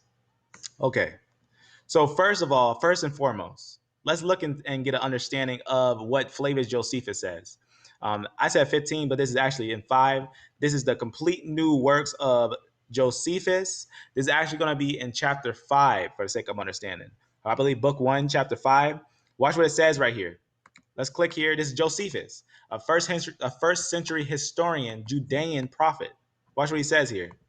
He says, "For Gomer founded those whom the Greeks called the Galatians, the Gauls." You heard what he just said there? Gomer is brought the Gauls. Now we got to find out who the Gauls are. It says, "But were then called the Gomerites." And then watch what it says about Magog. Magog founded those that from him were named Magogites. Now watch what it says about these Magogites. It says, "But who are by the Greeks called Scythians." You heard what he just said? Who the Greeks called the Magogites, for the sake of understanding, who they call Magog, Scythians. Who are Scythians? Let's look. I'm gonna show you a real genetic study on the Scythians. Let's go over here. Let's take a look at some genetic information. I'm gonna show you some genetic information, as I think it's important to see this for the sake of understanding. I'm gonna go over here. This is something I'm gonna touch on afterwards. Let's go to. Let me just make sure it's here. Let me see if I have that on this thing. Do I have that here? Is it on here? Let's see. It's not. That's all right. I'll add it on afterwards. But let me show you where it's at. Let me actually show you where it's at so I can show you what I'm actually talking about here. Let me just zoom up and take a look just to make sure it's not on a note link for the sake of understanding. All right. Just seeing if I post a note on this thing, which I will do. All right, I'll post that note here. Let me show you something. Let's look at the Scythians. Do you know they got a genetic test on the Scythians? Now, how would they find ancient Scythians? How is it possible for people to find ancient Scythians and know that they're Scythians? If you don't know, there's a historical understanding that the Scythians, their Kagan, their leaders, they actually used to do a thing like the Egyptians used to do. Instead of burying themselves in tombs, they used to bury themselves in domes, and like basically dirt domes that they used to bury themselves in. And because of those dirt domes, they used to stand out. Now, let me show you something. Those will be the leader, the Kagan. Let me show you something. Let me go over here first before I proceed forward. Now, notice what he said here. If you've seen this is at 54 and 12. I got the note in the description. This video is in the description. It's a very rare video, hard to find. You can see it. It's going to be right here. Watch what he says here. You can see right here, Gomer and Magog. He says he don't have nothing to them, don't know who they are. We just connected that right here. Flavius Josephus is Flavius Josephus, who says right here that Magog are the Scythians. You see what he's saying right there? Now let's look at another historical quote. As I believe I got one more on that real fast. Let me see, making sure. Actually, right here, this is the same thing, but a little different. This is actually going to be the straight writing from Josephus, where it just says, "For Gomer founded those whom the Greeks now call Galatians or the Gauls, but were then called Gomerites. Magog founded those that from him were named the Magogites, but who are by the Greeks called Scythians." Let's look at the Scythians. Let's see a genetic information study on the Scythians. It says 6 male Scythians. Now, how do you find these samples? Again, they was in domes. That's where they were burying their leaders. Their leaders were buried in kind of like a tomb type thing. It says, so they found those samples, and notice what they had in them. R1b M269. If they had R1b M269, do you know what that means? Do you know what it means for the Scythians to be Magog from Japheth and have the R lineage? One, that alone destroys the false narrative that says, let's go back. Understand, I got love for this individual. I just want him to get a chance to see his errors that had happened here. Let's go up. I'm going to go up to his design here. You can see that video. He'll tell you that Shem is on the side. If he's going to finish writing that book, it's going to be a very embarrassing book, because right here, there's R lineage connected to Q. Most of the Europeans are actually, in fact, it tells you. Let me show you something. Now understand, all love, but it's truth. It's important to understand truth for the sake of understanding. Let's go and look at who has R. Who's known to have more R than anyone else. It says the most frequent subclade haplogroup R in Europe is M269. So a lot of people have M269, right? The frequencies are at 41 to 83%. So are they all Shemites? No, that's ridiculous. They're not Shemites, because we know that that's not true. That's a false narrative. We can follow the R lineage and we can see who actually has it. More than 100 million European men carry a type called RM69, right? and it just talks about that. It says it's our lineage. RM269 is most common in Western Europe, reaching frequencies of 90% or more in Spain, Ireland, or Wales. Now, why? Now note these words: Spain, Ireland, Wales. Now, who do you think actually got in these lands? I'm gonna show you that. I'm gonna show you some history real fast. Let's see how this movement had happened. Have you ever heard of the Celts? Do you know who the Celts were? Let me show you something. Do you know what was in London? What did he just tell you? Who is the Scythians? Gog and Magog, right? Let me show you a real video of what was in London, and then I'm gonna show you a connection with London.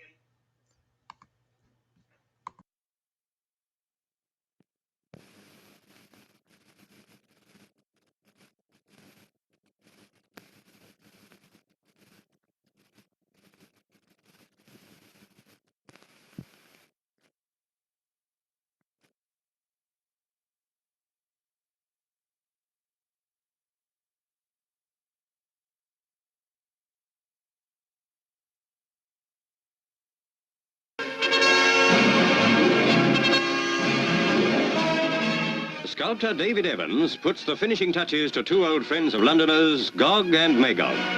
12 years ago, effigies of the two giants were destroyed when the city's Guildhall was blitzed. But now, exact replicas copied from models are all set to go back to town to take their place.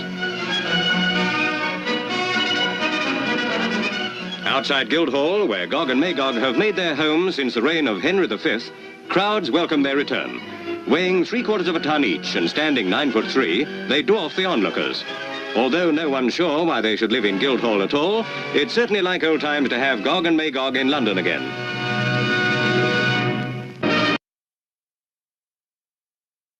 Gog and Magog, everyone. Gog and Magog is what you just seen in London. Now let's see a little history on London. Let me show you something.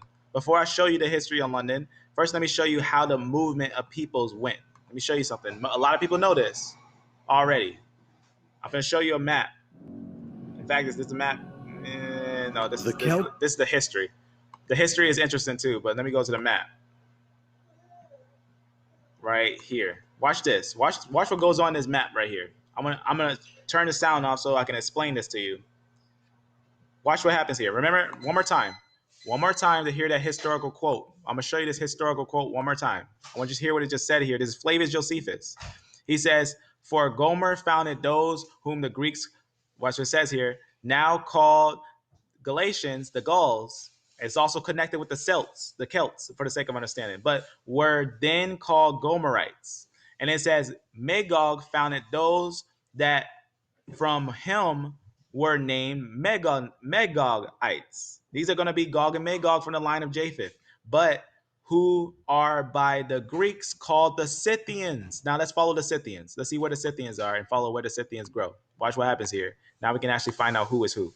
We're going to see who the Scythians are, and you're going to see how they grow. I'm going to turn this speed all the way up. Make it real fast. Okay, so watch this. We're going to watch the movements of what they call Indo-European, as we can follow the movements because they know the genetics and a bunch of different things as well. Okay, here is the early stages of European, right? You're going to have your Japheth is going to come up there. He's going to dwell in the area, right? He's going to break to different branches, right? It's very important to understand it began with Japheth, right? That's going to be the line of Japheth. The lines are going to be stretching out, and they're going to be bringing different ones. Now you got a North and Anatolia right there. That's important to understand that Armenia, it was like a cap. It was like a cap right here, right? Think of Mahdi, for the sake of understanding, Mahdi under Japheth. Mahdi was actually like a cap, stopping them from constantly going down there. There was a time when they took Assyria. They took Assyria, and then they lost. Look at the Celts. You see the Celts, the Germanic tribes, the Celts and the Slavic tribes. Note these Celts moving this way, and the Germans are actually moving up here. So we got the Slavs, we got the Indo-European, we got Anatolia stretching out down here. You can see all these things are going on right here. We got another split. Iranian, you can see right here, Armenian. You can see what's going on there. It's going to end up merging with these ones down here. It's very important.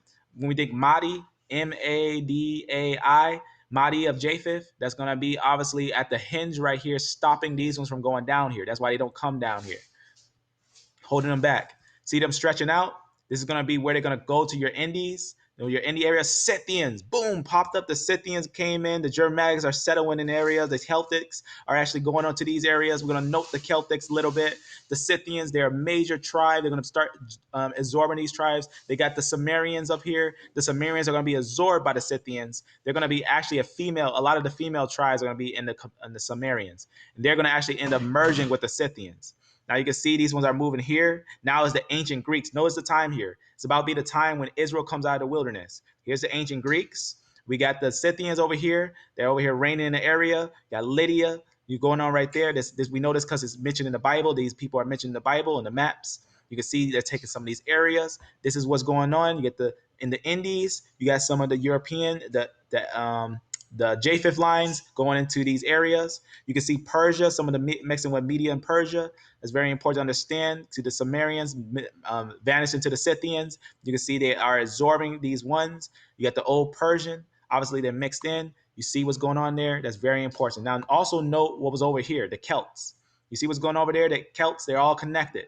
Let me show you something right here. Let's go and look at the history and get an idea of what you just saw there. The Celts, where did they settle? Where did the Celts settle? The Celts were actually settled in these lands. This is actually going to be the full land of what it looks like. These are where the Celts were, all in these areas. Think of these areas over here, right? Spain, these guys played a later role in the future. They landed in these areas and they end up going up here. You see what's going on there? Rome ended up pushing them all the way up here, taking all these lands, taking a lot of these lands, right? They pushed them all the way to the top, but it's important to understand Rome didn't take them all. They didn't take these areas, but Rome stopped about here. So those still exist here, but these ones stopped about there. You see what's going on there? And then you can see right here, after now how it is today, when you think of London and stuff like that, guess who settled in these areas? Gog and Magog. And guess what they love to have with them? Let's take one more look at what they just had with them again.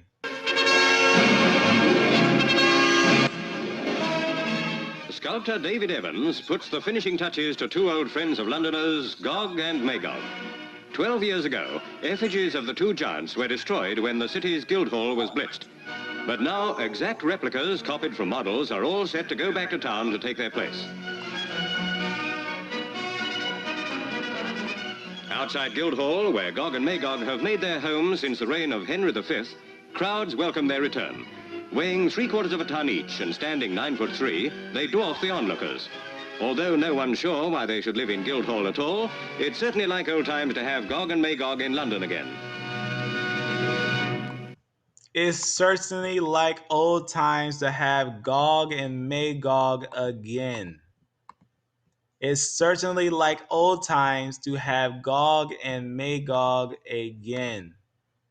You hear what I'm saying here? Are we connecting history with the genetics and actually what Josephus actually said right there? That the Scythians are actually Magog? And are they connected with some things that seem like they're Magog? These are Japheths. It's important to understand that he just put Japheths as Shem. But these are Japheths. You can connect that with Gauls.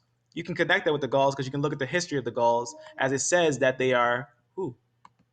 He says it right here, right? That they are the Gauls. Gaul is a whole divided into three parts. Right here, you can see, I'm not going to show this real fast, but you can see this just goes over a little history. I should put this in the description, but you can see this is going to be a historical information. If you want to learn more about the Scythians, let me show you something. On my channel, if you go to a playlist, you'll see on the Synthetic Sunday, I should have a video of it, or is right here. You go down a little bit, and you can sit, and I got a whole historical study where I will bring you the history of a forgotten history, a seemingly forgotten history, it seems, of the Scythians, because a lot of people don't know who they are. Let me see, where is it? I'll make sure I point to that spot. So from the top, scroll down, and then you'll have, where is it? Forgotten history somewhere. Just gotta look to make sure I see exactly where that's at. Right here. You see where it says right there, where it says Ashkenazi? Right there, where it says forgotten history, the Scythians? You guys see that, the rise and fall of Gog and Magog. It's important to understand that's who the Scythians is. You're going to see that. videos. 2 hours long, but it's 2 hours that you will not regret. You'll know understanding for Daniel 8 and for Ezekiel 38 and Ezekiel 39. That's who you're going to know who's Gog and Magog for the sake of understanding. And that's important because that's actually the line of Japheth. It's important to understand that that confusion that is being brought is ridiculous. Let me close this. Right? You see that? Scythians. Of course they were known. Look how large they are. This is tiny. This is massive. They had a part in destroying what did they do in history? What did the Scythians do in history? The Scythians destroyed the Assyrians. The Scythians are the ones that actually killed Cyrus. A female from the Scythians killed Cyrus. A woman killed Cyrus, slayed them. They said it was the fiercest battle they ever seen. So the Scythians, and they're going to actually be the barbarians. A lot of them actually became the barbarians when the Huns came in and pushed them this way. And they ended up filling in these areas. It's important to understand that. And that's why the Romans were constantly fighting with the Celts and fighting with all types of them. But they were calling them what they wanted. But these were the same people. All these were the same for the sake of understanding. And the Romans, obviously, being their own, still going to be of Japheth, but they had nothing to do with the Scythians. Because the Scythians were eating people. The Scythians were on another level. They were like your barbarian. That's why they call them barbarians, because they weren't the same as the civilized peoples, for the sake of understanding. It was very different. It was like warrior type people that came there. He doesn't know that history. He says that we don't know that history. He says that history is not known. He doesn't know who these ones are. And yet he makes that middle one what it is, right? Now let me show you something. Let's look at a couple family trees. Let's look at a couple different people, family trees, and we can tell a story based on these family trees. Let's take a look at some of these family trees. These are just a family thing, but let's go to this. I think this is it. Let me see. Okay, yeah. Let's take a look at these family trees. What you're going to look at is Y chromosome family trees. We can find out who's the main line by whatever line's the highest one, and the other ones are the mix. So you can see right here, what's the main line here? You can see right here, most likely, it could be the R, it could be the A. You can see this is a very mingled people. They got E, they got all these different things, so it all depends on what they could possibly be for the sake of understanding. It looks like they are going to have that R1 and R1A and R1B, most likely an R lineage for the sake of understanding. And you can see this is going to have some of those lines that are lineage. Let's look for some names that may look a little more familiar. Let's make it faster, right? And we can see who has that R, who has J. Here's a large R right there, right? We can see that a lot of people had the R lineage, and he's saying that this is Shem, the R lineage. And notice the different areas where they are. A lot of them had the R lineage. You can see what's going on there. Another R. This is your European haplotype groups. You can see some of that one was J. This one has R. Look at that. How much R is there? Denmark. Where's Denmark? Let's go back a little bit. We gotta go back to that one. Well, we'll stop at Ireland. Look at Ireland. You see this split right there? Notice. Remember when I showed you how much area of Rome took? Let's go up a little bit. You can see right here, Rome actually took about half of this area of London. So about half it was taken right here. At one point, they completely submerged it. Go down a little bit, but they didn't get a full control of it. Unlike the Celts, they had a good, nice control of these areas, and they held off. They hold off Rome. This is Rome right here, the red. These are Celts. They're fighting against each other. Let's go. Let me close this. Let's keep looking. You see that large R and another piece of R right there? England. Are the England is the Shemites? You can see that's N over there. Some R a little bit. France. The Franks. Are the Franks going to be Shemitic? No, because the Franks came up from the north. We know this without a doubt. The Franks. These are going to E1B. You see what's going on there? It's trying to say that's Shem. So you can see Germany is the Germans. Are the Germans Shemites? Are the Germans Shemites now? That's a large major R. That means their major line is R. Everything else is mixed in. Now it's important to understand that these had to be from the Scythians because it's historically documented in multiple places. Are these going to be Shemites? Have these any presence in the Middle East? It's important to understand that we have to look at the evidence of these things carefully, because what I'm telling you is that what he tried to pull, you can see that video. The video is in the description, and underneath here is actually right at the top, right underneath here. You can see the video yourself right here. You can watch it and review it. And I'm telling you, he says that Shem is the R lineage, which is ridiculous. This is the R lineage, he says. I mean, this is Shem. He says this is him, and he tries to connect these all together, and they're not. And the split is in between D and E and A and B. There's a split between these ones. He even notes it on this design right here. That split right there, you see that split? That's actually a split in a completion of a split. That's a complete split separating these two lineages. A and B is not connected to E and D. It's important to understand that. I don't know how he threw these in there, but you can see right here, this is actually what he said is Shem. He said that this is Japheth. That's what he said. So he confirms that the J lineage is Japheth. Do you understand that? That the major line of the Ashkenazi is J? That everything else outside of it is actually working at the socks, at the tips of the X and Y? 2.5 at the top and 2.5 at the bottom. Only 5% of the Y actually changes, but 95% stays the same. He just confirmed that J is a European stock. That's what he just basically confirmed. That's true.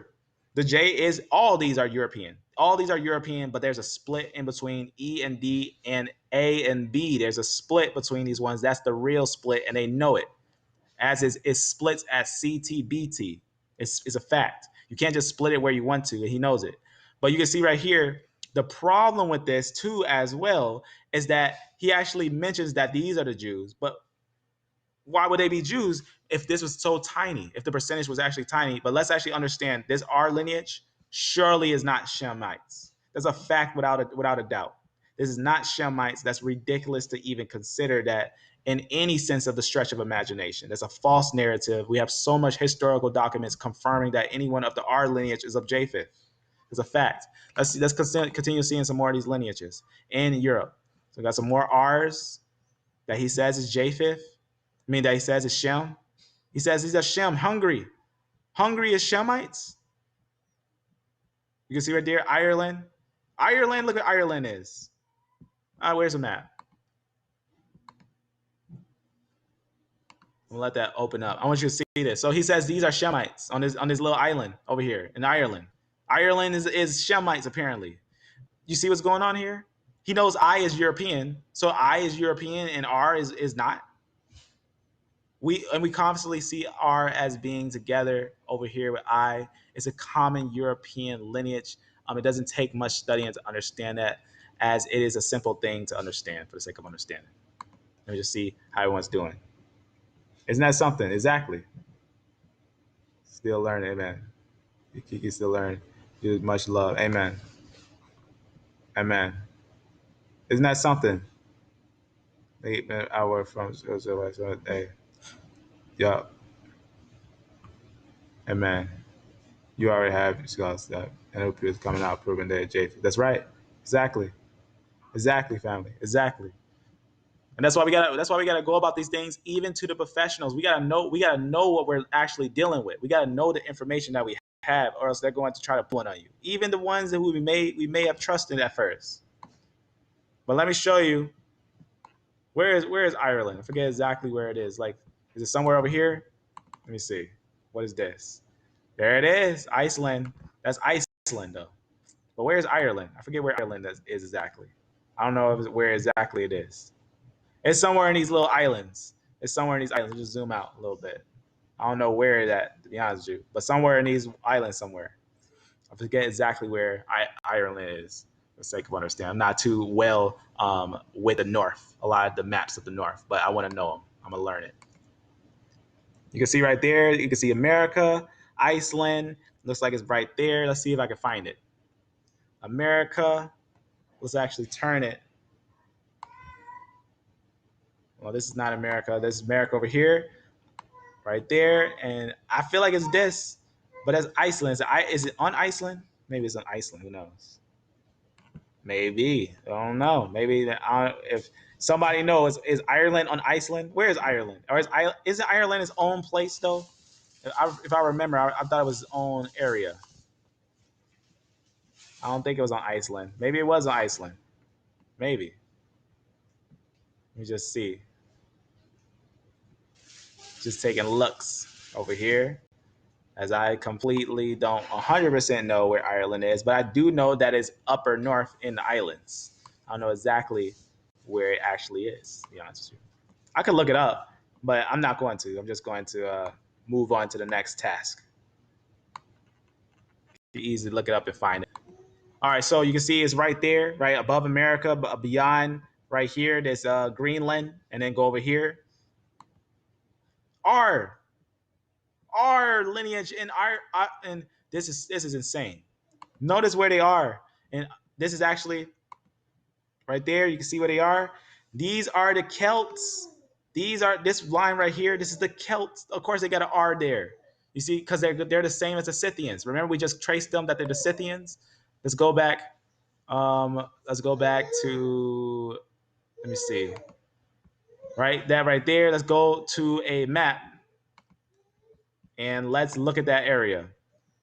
Right here, Ireland. You see what's going on there? That's where the Scythians. Let's go back to that picture of where the Scythians landed. You see this area right here? It said Ireland is going to be the major R line. Who settled in these areas? The Scythians. The people who broke off from them, the same lineage of Japheth, landed over here in these areas. Who else is in there? Of course, they're there. They're going to be pure, almost pure. Look, almost pure. Very close to being pure. You got a little mix in there, but look at that line. 81% of a solid branch besides that extra R1 right there. An extra R1 that's on there. There's a clear Scythians. Italy. Oh, I guess Italy Shemites. You can see what's going on there. R. It's just ridiculous to try to even consider R as being Shemite. It's a clear Japhetic line. It's a clear Japhetic line. It's not even hard to understand that it's Japhetic. It's not hard at all. So you can see right there. It's not Shem.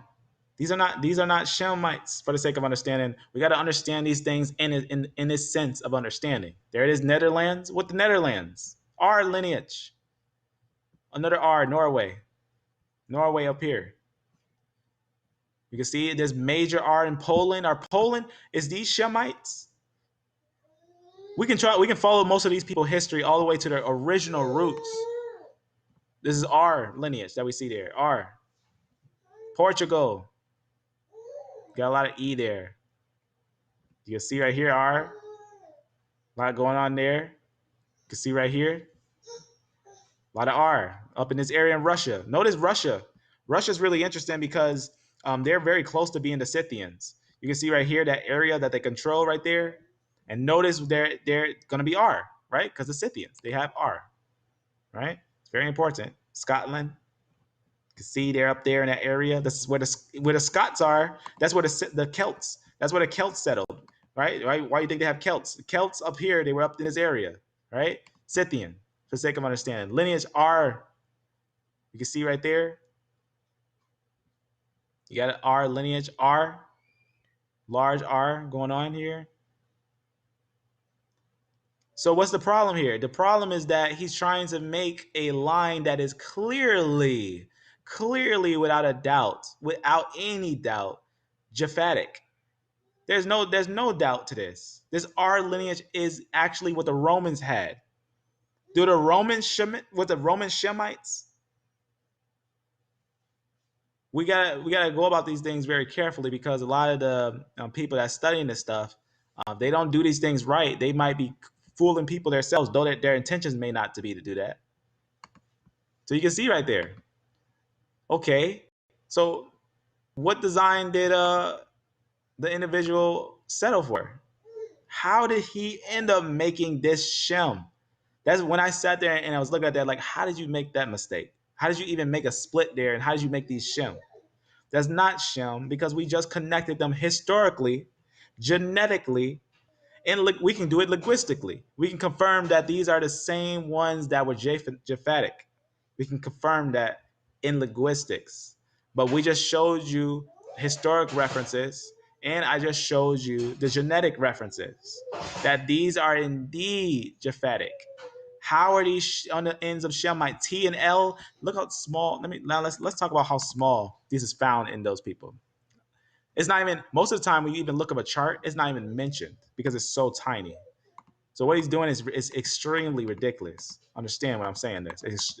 I'm actually highly disappointed in what Nathan is actually doing for the sake of understanding. I think that he's desperate and he's trying to find a lineage for the Jews, and he's not allowing himself to find it because he's trying to stretch the truth for them.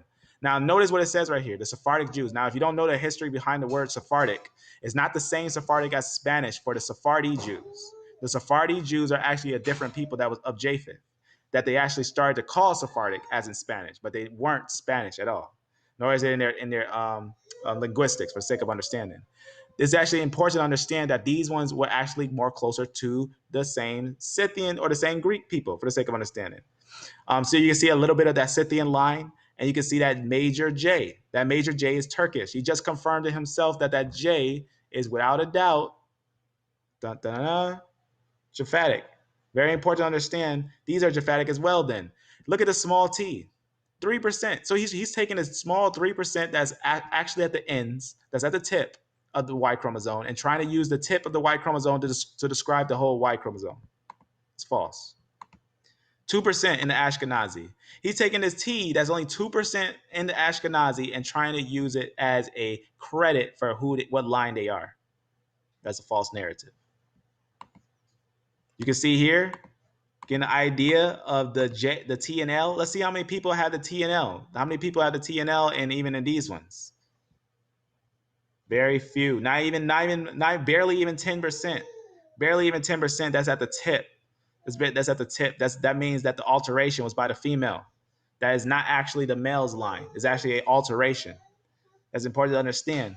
That this is not going to be a line to consider at all, to be a potential line for who is the Ashkenazi, let alone the facts of that's not the split. Because we can follow the lineages. Whatever the male line is the male line. Anything else is extra. Anything else is an extra thing because of the mixing that happened with the woman. It's important to understand that. So I just wanted to show you this because I believe that he's making a mistake on trying to write this book based on this extremely flawed pieces of evidence. Extremely flawed. As E and D is not the same as B and A. In fact, my challenge to him is this. If my haplotype group was all A00, if I was all A00, show me which one of these I belong to. If I was A00, show me which one of these I would descend from. Show me which one of these I would descend to. Show me which one I would actually bring forth. Which one of these which one of these groups would I actually bring forth if I was to actually bring forth a child for the sake of understanding? Or if anyone in any sense of time being A00, which one of these would they actually bring forth? And understand, don't let them try to say, oh, it will bring forth them all, because it actually has the snaps of them all. That's a false narrative because it has the snaps of them all. Doesn't mean it's connected to them all, because it's not connected to them all. It does not bring forth them all. And they know it. They know it for a fact. They know that the A00 lineage does not connect to A nor B lineages. It does not. It does not bring forth anyone that's A or B. It's only found in one type of people, and it's the people that have E1B1A. It's a fact. It's without a doubt a fact for the sake of understanding. Now, understand, this little thing that he did right here, I don't know what he was doing. I had no clue what he was trying to pull here. But let me show you. Let's actually use a genetics chart and look at that. I don't know why he did this. I don't know if he's trying to do it as a concept, but it's ridiculous. Watch this. Look at this. Let's see where T and L is. Here's L. See what's going on there? And it's going to be connected to T. Okay, where's the split? Where's the split from T and L? Where's the split from T and L? There's no split from T and L and everyone else. They're connected with everyone else. In fact, we can see that obviously, clearly, they're connected with everyone else. It's without a doubt that they're connected with everyone else. Let me see. You see that you already seen those people. I'm gonna close these.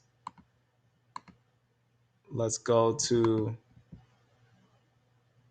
right here. Here's L and T. L and T, right? Let's see on here, L and T. Let's go on here. All right.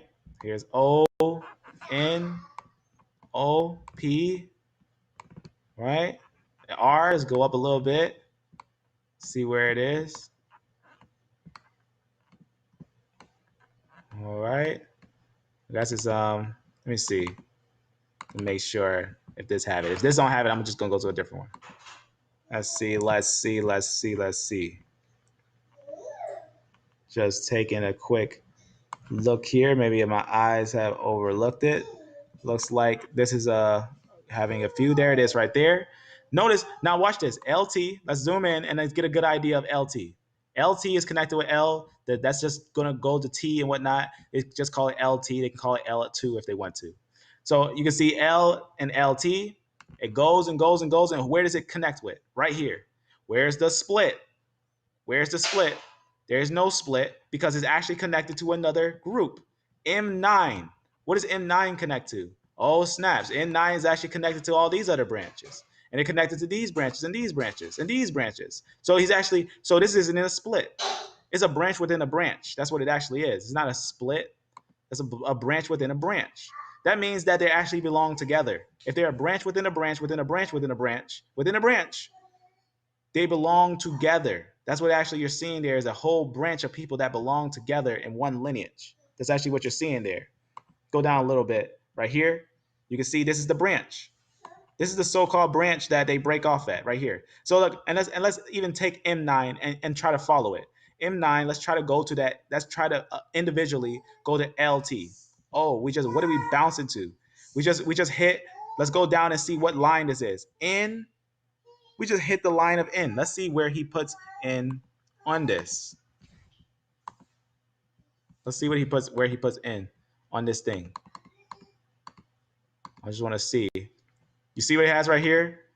Oh, is this now? Watch what is important to understand. Here's N, here's TL, and now okay, J is Japhetic, J and I is Japhetic. Okay, let's see where J and I is. Okay, so he says these are Shem, these are Japhetic. Let's see exactly where J and I is on the chart. Let's take a look. Let's go and take a quick look and see where J and I are. Right? Okay. Let's zoom out a little bit. Okay, so J and I is right here. See J and I. You see right here what's going on right here? Okay, let's zoom. Let's go out. So they're connected here. What are they connected with? Now look at this. You see this branch? You see this straight branch right here? This is one branch within a branch. This is a branch, and then everything inside this branch, everything that this is touching is connected with it. Everything that is touching. All these are connected. All these from here to here are connected, and they're going to break off into some other sub branches. But this is what we're looking at. These ones are the same. Okay, let's see what all is actually in these. Okay, let's zoom down. We actually get an idea. Let's go down right here. What do we get when we shoot down? We get I and J. Can you take them upstairs? Just got to make this clear. So you can see I and J are connected to the same branch where you're going to get N, O, L, T. You're going to get all these, the same ones from this same branch, this same area right here where he says it splits, where it doesn't. There's no split recorded in any chart. Even his own charts doesn't have a split there, which just doesn't make any sense. Let me show you something. Okay, so you see this, let me actually click on this thing right here. You see this thing right here? The split here is actually at BTCT. That's where the split is actually at BTCT. But he's adjusting it to try to make it make sense. The way that he's designing it is false. It's a false narrative. It's extremely false. You see, it's just going to be talking about the different groups and everything, and the three splits and whatnot. You can see people know this. It says it's true that the three major haplogroups have long been recognized by mainstream. So we know the three splits. There's no doubt where the three splits are. Let's take a look at where it's designed. You can see on here, here's the idea where it splits right here. You can see it's gonna bring off a branch right here. CF is Japheth. It's gonna go into make the branches for CF. It's gonna bring forth the lines of Japheth. From CF, it's gonna be Japheth. And then you're gonna actually have another line right here, another split right here that's gonna bring forth E and D. You see what's going on there? There's another split. These are different lineages. E and D is its own lineages. And then you got another branch that splits, and there's gonna be B and A. B and A is gonna be his own branch. This is the split right here. That's actually the three split, and they know it for a fact because it's actually noted by them. They actually know where the split is actually at. They know where the split is. You can actually find it yourself where three different branches come off, where three different branches where you have DE, you got AB, and you got one that goes CF, and it makes you all these different ones because CF breaks into C and F, and then you get your later on your, as you can see right there, underneath F, right? In fact, let me see where he puts F on this thing. Look at where he puts F. How is F here? How is F here? How is F right here? For the sake of understanding, how is F over here? How in the world is F there? For the sake of understanding, this is the most craziest thing I've ever seen. You see F right here? It's without a doubt F comes from C. F comes from CF. CF breaks into F, and F makes I and J. So how did he put F as a Hamite? How did he put F as a Hamite? Show me how. I want him to show me that on a chart, how he put F as a Hamite. That's the falsest narrative I ever seen. That's the falsest narrative I ever seen. That's completely taking it off the chart. It's not even on the right place. And there's no chart that ever shows F being Hamite. There's none. Not one chart shows that. None. That's a false narrative. You can see right here, he shoots right down. From F, you're going to get your I and J. Your I and J makes I and J. Your I and J is going to be one lineage. Also, you got your K. Your K lineages are going to be here, your NO and all those things right now. You can see right there. What else is we going to see here? You can see your L. Here's your L. Where's your L? From your F, from your K, you're going to get your LT. From your K, you're going to get LT. From your K, you're going to get all these as well, your NO. You're going to get these from your K. It's important to understand. They know it for a fact. You can look up LT all you want. Let's look up LT and see what LT comes from. Let's see what LT haplogroup comes from. I'll show you this. Here's LT haplogroup. Okay, let's see who it descends from. Right? Ancestor K. Okay, let's see who his ancestor is. Ancestor is going backwards. Here's K. And then notice what it says right there. IJK. Oh, well, we're going backwards, so it doesn't split there. Let's go back a little bit. IJK. Okay, let's actually see what that looks like on the design. You can see right here, it goes I, and then you got your K, you got your J, you got your L. All these are connected. All these connected. You understand? All these are connected. They know it for a fact. So how did he, a geneticist, come up with this design? I can't tell you. You see right here from F, F breaks into these. F breaks into GHIJK. Oh, then it breaks into HIJK. Oh, then it breaks into IJK. Okay, then it breaks into IJ. Then you get your IJ. Then you get your IJ, and you get your LT. From your IJ, you get your LT. Your LT is a split of its own. Of these lines, they're all connected. Everything that you see under HIJK are the same. Everything underneath that actually splits from them. The reason why is because they were so large. That's the reason why you have so many different letters, because in Europe, all of them was divided. It was a large separation of different groups. In fact, they know it themselves. They were called confederations. There were multiple confederations of the people of the North, multiple confederations. Even to this day, we see confederations. Think of the Americas, the states. Those are a common thing that they were doing back then. They had little states. They had confederations throughout their groups. This is an important thing to understand. These break off from the same stem. This is a fact. The only thing that doesn't break off from the same stem is BT and DE and CF. This is the split. Right here is the split. The split from CT is BT, and the split from CT is DE, and the split from CT is CF. Now understand, they'll try to paint a picture like this. Let me show you something real fast. This is out of Africa narrative. This is a false narrative because it's actually considered that the BT came from A00. That's a false narrative, and they know it. That A00 doesn't bring forth BT. BT is the start of the split, and everything descends from it. That's why you see it down there. A down there, B down there, because it splits and they all go down. That's a fact, and they know it. From BT and CT, and CF is the split from all these lines. From BT, CT, and CF is the split for all these lines. It's a fact. Each one brings down from CT, you're going to get DE, and from BT, you're going to get A and B, and from CF, you're going to get CF, and all the ones that you see down here is a fact. They know it because it splits from right there. These three is where it splits. They know it for a fact. That's a fact, a genetic and a understandable fact for the sake of understanding. Understand. That's where it split, and I would love for them to tell me otherwise. I would love for them to show me where A actually descends into BT for real, because they know that it doesn't. They know for a fact, they even write it down that it doesn't descend into BT, but it descends from BT, and it's right there on their design, right there. You can see right there, BT, A doesn't go into it, but A descends from it. BT descends B, but it also descends A, but they want to make you think that A is not connected to BT, but it is. It is connected to BT, and they know it because BT breaks into all of them. And you can see it yourself on the design that they designed. Let me show you. Here's the design that they designed right here. You can see right here is actually bring forth from, this is so-called BT and this CT. So-called, right, for the sake of understanding. It brings forth everyone. From CT comes everyone. From BT comes A and B. You see what's happening there? That's what happens there. That's what's going on there. They just don't want you to see CF here, as this is actually two splits, two different groups splitting. That you got your DE over here that's not on the same branch as A and B, not the same branch. And this is a different branch. This is a whole other branch. The Japhetic branch is a different branch than the Shemitic branch of D and E.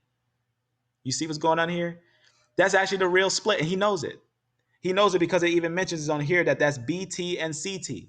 CT does not come from haplogroup B, yet haplogroup B is connected to A. So CT doesn't come from haplogroup. As you see that design right there, they try to design it like this, where supposedly these actually descend into this. That's not true. That's a false narrative. They do not descend into CT. It's a false narrative. They descend down. They go downwards. And they know it themselves. That's why they even say that they were bending data. They were bending data to try to say that things were going into BT and CT so that they can fit their narrative of the out of Africa idea and the millions and millions of years. That's not actually how it's designed, and they know it. They know it for a fact. That's why even if you see this PDF, it goes over the whole thing and talk about how they were bending data and falsifying information, and that the information that they found is that these were descending. That's a fact. This is without a doubt. So you actually can understand that this is actually important. Our clear Japhetic, this design is false. Understand, the person, I think that he does okay work for the sake of understanding. But as in the field of connecting things biblically, he's not good with connecting things biblically because he did not find the information for the Scythians, for who is the R lineage, or anything in the sense of the connection of these things. I don't know how he got that split. That's impossible. It's an impossible split if you follow what it actually says. The LT connects to K, and the K brings forth all these as well. You can't get a split there and get 3 lines. You can't get a split from here and get 3 lineages. You understand? You can't split from here and get 3 different lineages. You can't. You cannot get 3 different lineages. You can't count this as a different lineage because this is K and this is K. These are actually, all of these descend from K, but these ones don't descend from K. These ones don't descend from K at all. As you see, their branches is totally separate from K. As you can see right here, you can't say that the K is the split. There's a false narrative that he's trying to spread and bring forth. That's a false narrative. That's not true. Does not work here. And if you try to even bring forth these, that makes even worse understandings for the sake of understanding, because then that's even, if we start at CF, that includes all of these. If we start at CF, That means the branch that goes this way includes all of these. If we start at CF, then we can see what's going on. If we start at CT, we get 3 splits. We get 1 split, you get another split, and you get another split. They just got to get out of that false narrative of trying to make A connected with these lineages. They need to stop trying to make A and B connected to that lineage of CT and BT. It's a false narrative for them to try to do that. And they know it. They know it for a fact. That's why they don't put A descending into BT. There's a false narrative, and they knew it. It was a false narrative, and they know it for the sake of understanding. These don't descend into these. There's a false narrative. Look at it. Do you see any of these A's descending into BT? Let's look at BT. Do you see anything going into BT? What's going into BT? Nothing. And where's A? Down there. A is down there. We don't see an A right here descending into BT. That's see what it says out of Africa? Out of Africa is what they put right here. These were the ones in Africa. Supposedly, this is a false narrative. What you're seeing here is actually Africa's right here. They say that that's Africa. You see what I'm saying right here?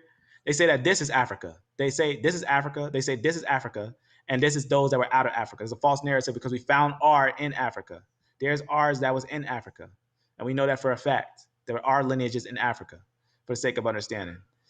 So we actually know that obviously you can't trace DNA for location. We know this for a fact. I showed on one of the videos that you cannot trace locational information based on DNA. That's not how DNA works. It's not the same as a textbook.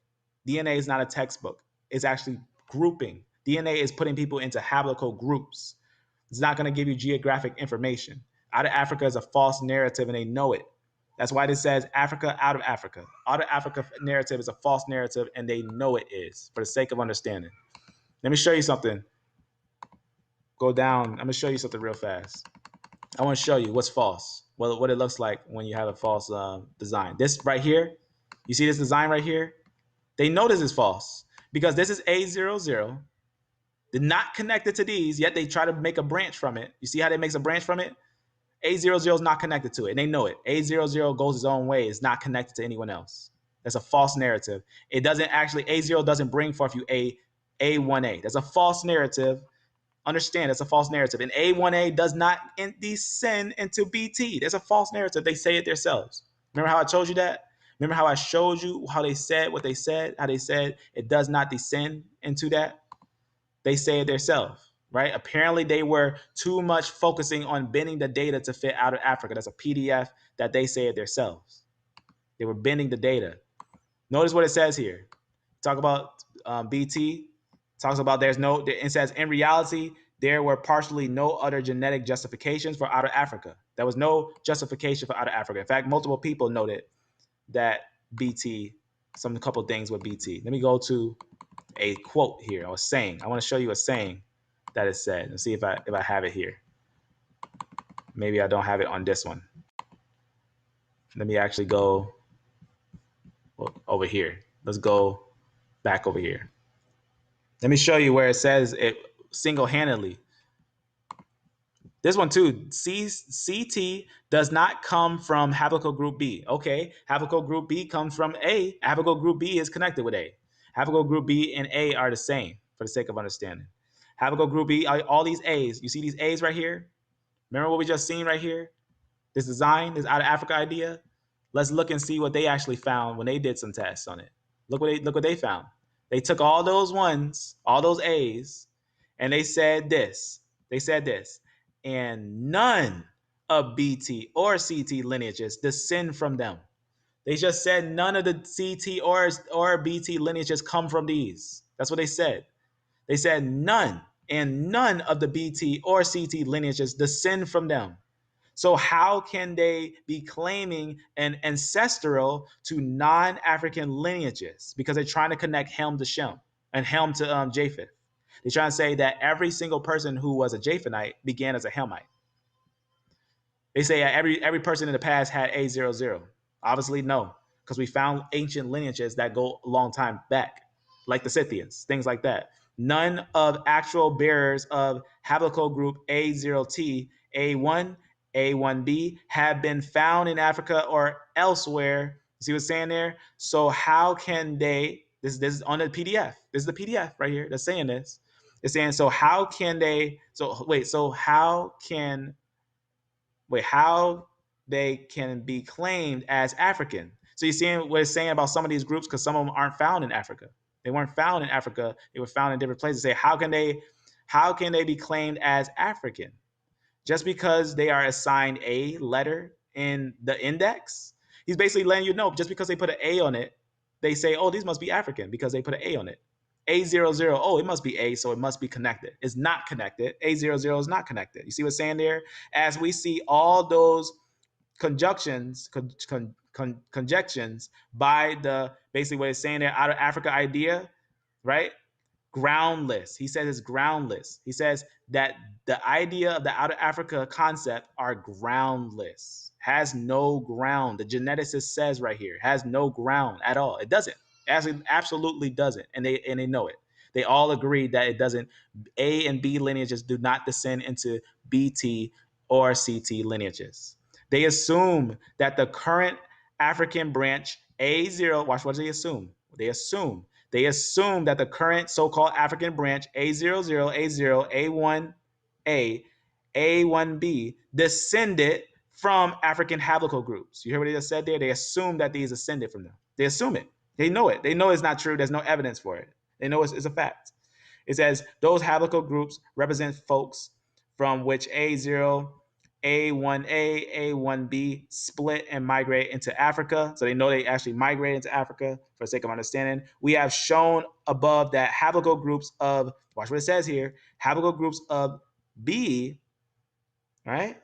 It says are I don't know why I keep saying that wrong. Remote from Africa, haplotype groups from A. Basically what it's saying is that, basically in the sense of understanding, A and B split from each other at one point in time. They split, and the guy knows it. He knows that they split.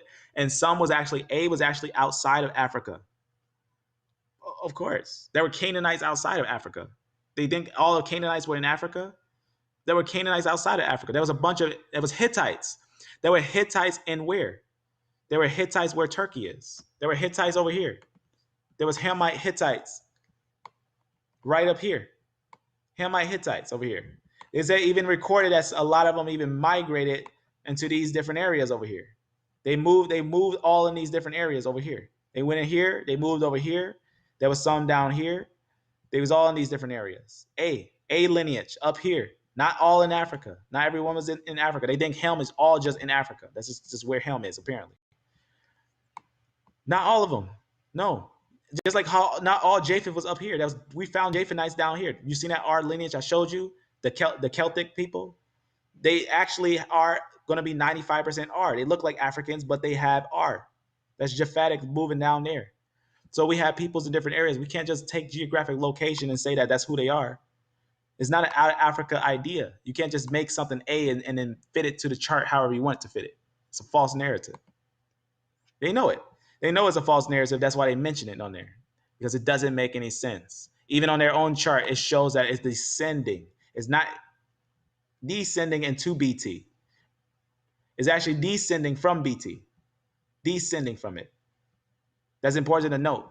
That's the idea that they want you to kind of mix the E and the D with the A and the B because of their false narrative of outer Africa idea. Because they want to make all the Africans who looks African, African. But they're not African for the sake of understanding. It's a false narrative because the people don't know that much history.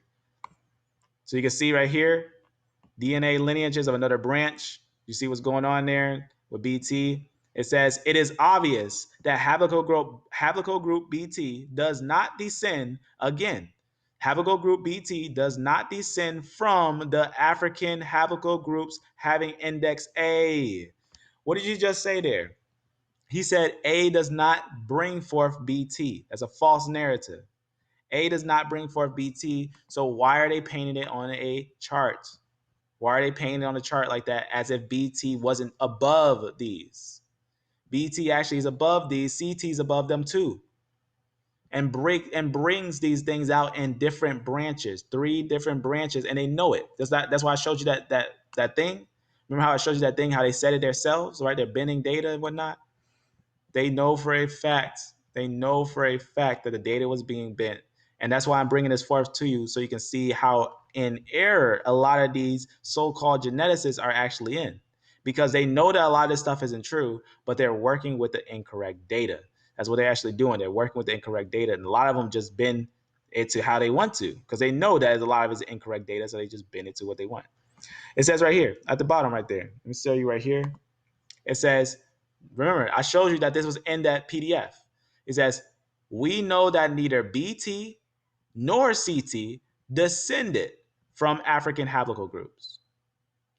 Those must be the split then. That's the start. If no one descends into these, and these are actually where everything else descends from, they're the start point, they're the split.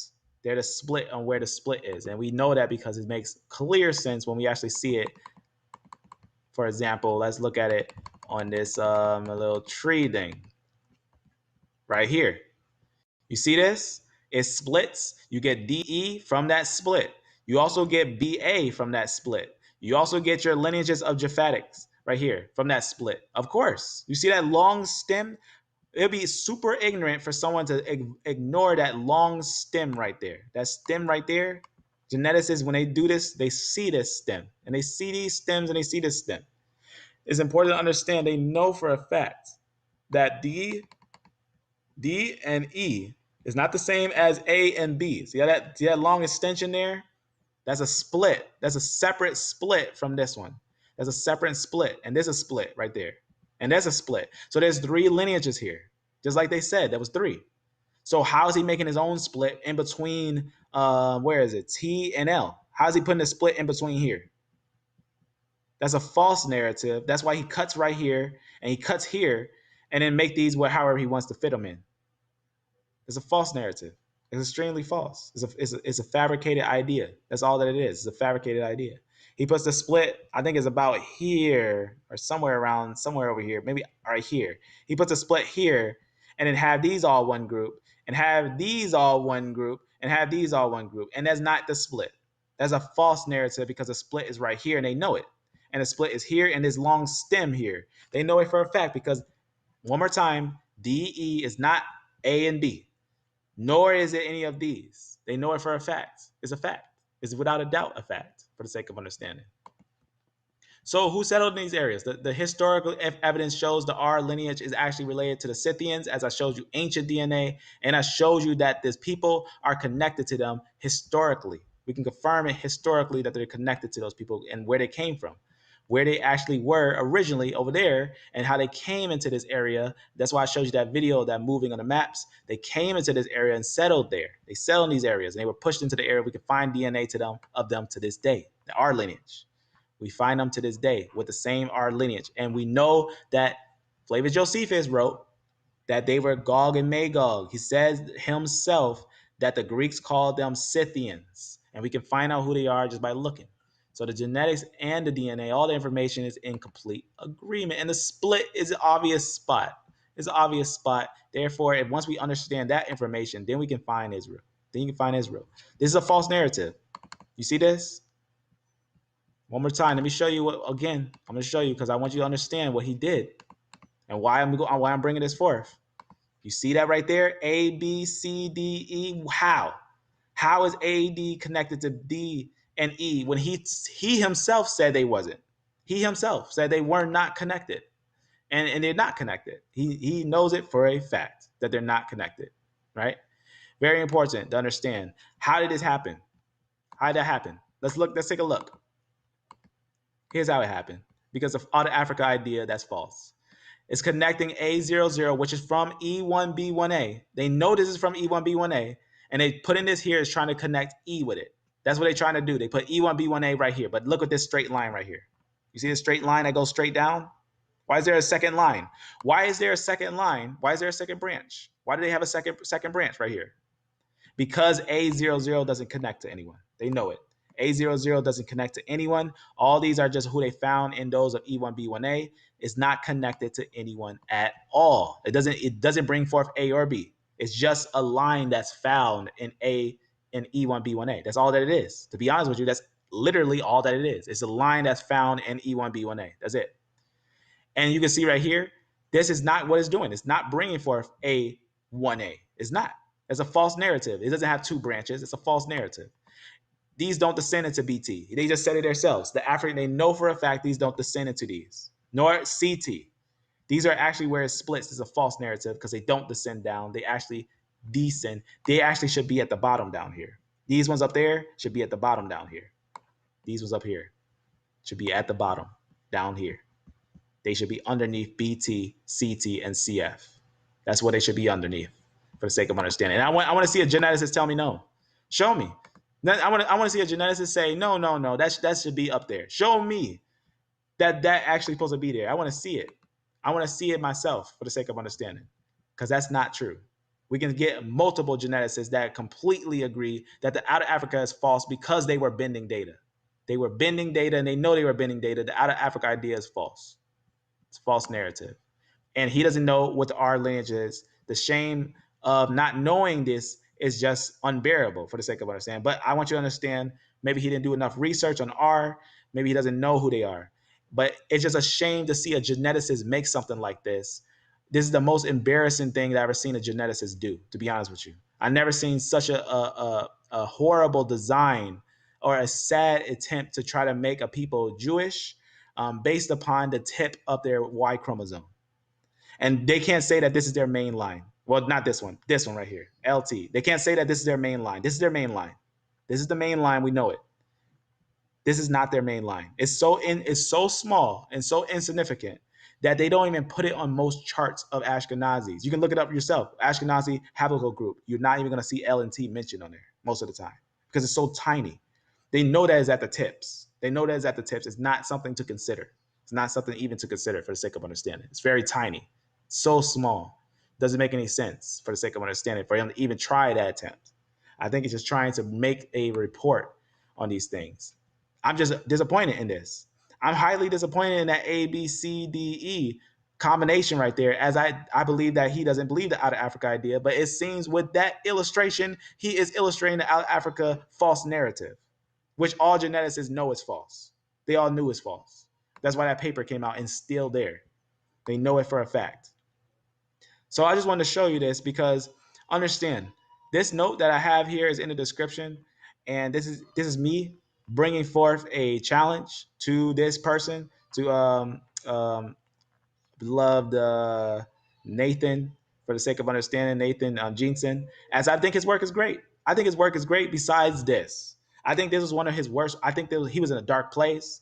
I think he was really trying to figure out something, and he really just kind of winged it, and winged it really bad. Winged it really, really bad, because this is not, obviously, this is just disgusting. This is one of those things, as someone who understands genetics, this is disgusting. This is a disgusting display of forcing information. I would almost say it's worse than the other people. I almost feel like it's worse than the other people because it ignores the split, first of all, and it puts people in groups that are not in groups. It's actually trying to divide people that are connected on one branch, which doesn't make any sense for them to connect it on one branch, because he's trying to figure out what's Ham, Shem, and Japheth, and he's combining E and D together because of false out of Africa idea. That's why I believe that this is one of those examples of a negligence. This is negligence as a geneticist. This is negligence, not to actually keep the laws of what the rules is in geneticists. As being a geneticist, you have to understand the split of BT. BT and CT does not, as it says, does not descend from the African ones. It's a false narrative that he's painting there. So therefore, even bunching them together like this, as thinking in between somewhere, because look, this is actually what he's trying to paint. A brings forth BT. BT brings forth B. And then later on, you get in between here, you're going to get supposedly CT. That's actually, he didn't put it here, but that's what he did. He actually linked these together by connecting BT and CT here. In between the C, he connected the BT and the CT here. That's what he did. That's the out of Africa idea, which is false. And obviously, by doing that, he made a major error and then forced a split. So with that, I hope that you understand that that's what I'm doing. I'm bringing this challenge to him. I'm definitely going to try to reach out to him and send him this. I'm definitely going to make sure he get a hand on this information, as I think it's very disgusting that someone who understands genetics would, in any sense, consider on using something that's less than not even 30%, 20%, a lineage that is so small to even consider that that would be the major line of the Y chromosome. That is absolutely ridiculous, and that needs to be completely tossed away. That's not how you do genetics, for the sake of understanding. As I know he knows for a fact that the Y chromosome, the tips are what's being altered. And whatever is the major line, like the J line, which is the major line in the Ashkenaz, for the sake of understanding, whatever the major line is, that's going to be your 95%. Anything that's lower than that, anything that's in your 2.5 in the top and 2.5 in the bottom, which is your 5%, that's going to be 100% your altered stages. That's going to be your recombination. That's going to be your recombinations, not your main line, not your centerpiece, but your recombinations. That's like taking a red car and saying this is a type of car. It's not a type of car, it's a red car. It's ridiculous. Obviously, that 2% means nothing. That's what he's doing is a major mistake, and putting out a chart like this and that split, absolutely ridiculous. Absolutely ridiculous. One of the worst displays of designing anything based on genetic information that I ever seen, for the sake of understanding.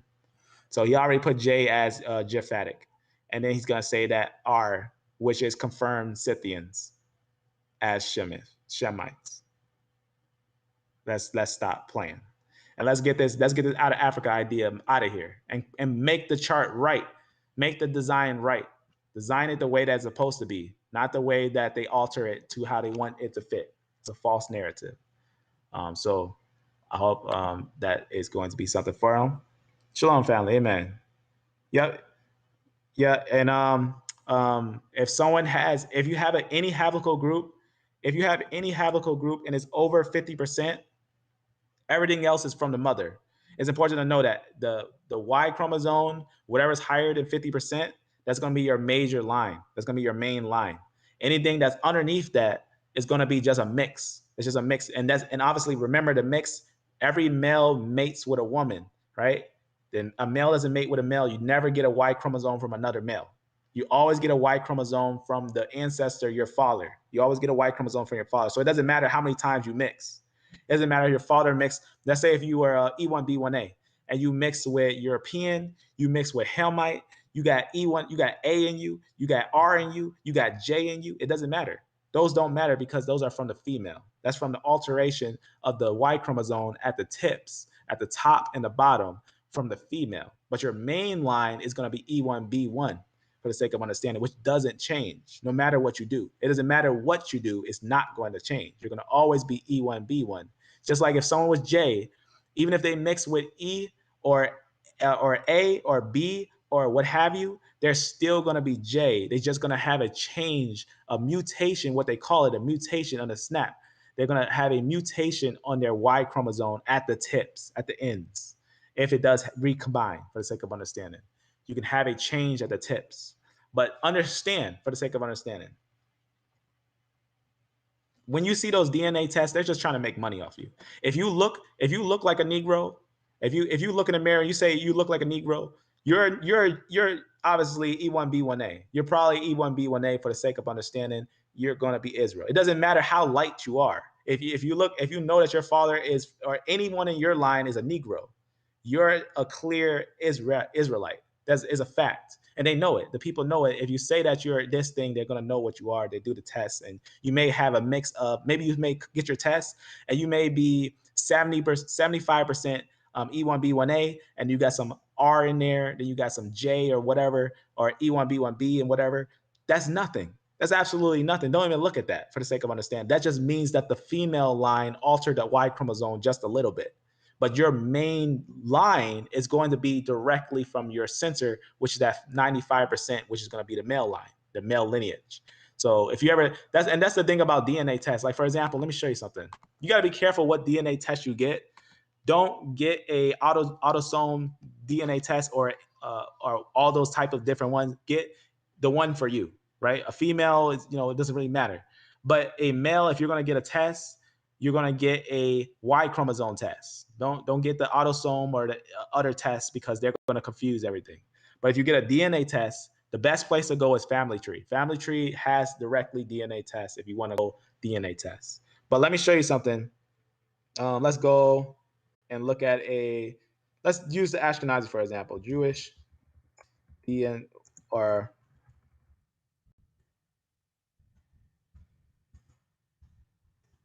let's see right here. Let's look at a Family Tree DNA test example. You see what you're seeing here? This is a classic DNA test. What they don't tell you is, let me make sure this is Family Tree. Family Tree, okay. What they don't tell you, now this one is most likely mtDNA. And they just got percentages here. You can see they think you're not, they usually think people don't know those initials and stuff. So they just throw them out there that, oh, they're European, this thing, and African and all that. You gotta be careful with those titles. Those titles obviously aren't gonna really give you direct information. The locations, obviously these are guesses. The locations are guesses. They never take those as definitive. That's a ridiculous thing. But understand, this one is more a female. Let's get a male to get a more clear one. I'm gonna give you a more clear understanding. Let's just say this is a Y chromosome. I don't know if this is a Y chromosome test, but let's just say this is a Y chromosome.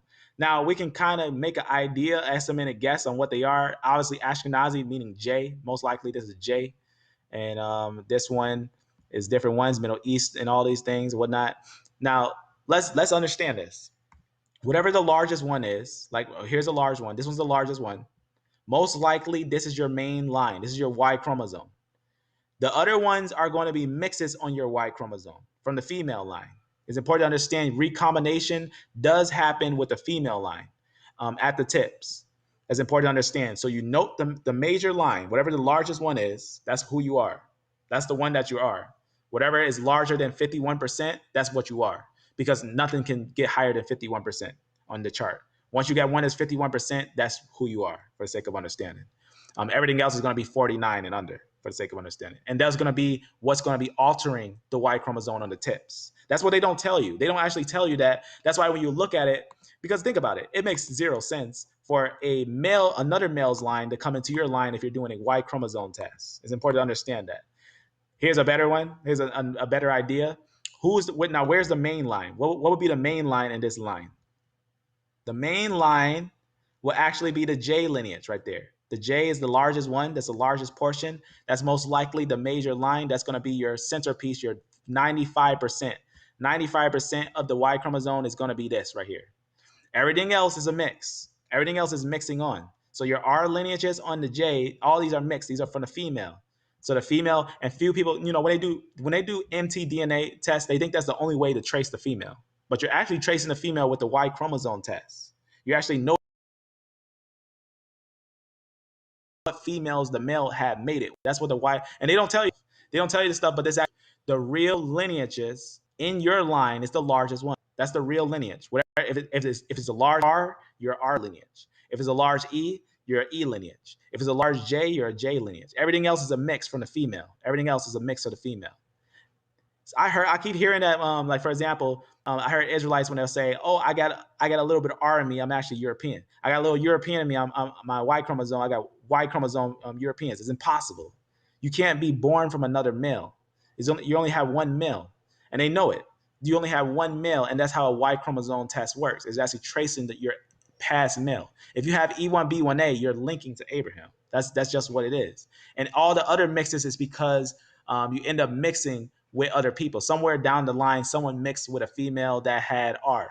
That's all that it means. Someone mixed with a female that had Q or G or I. So these are mixing with different females. That's important. And what that does, why is that important?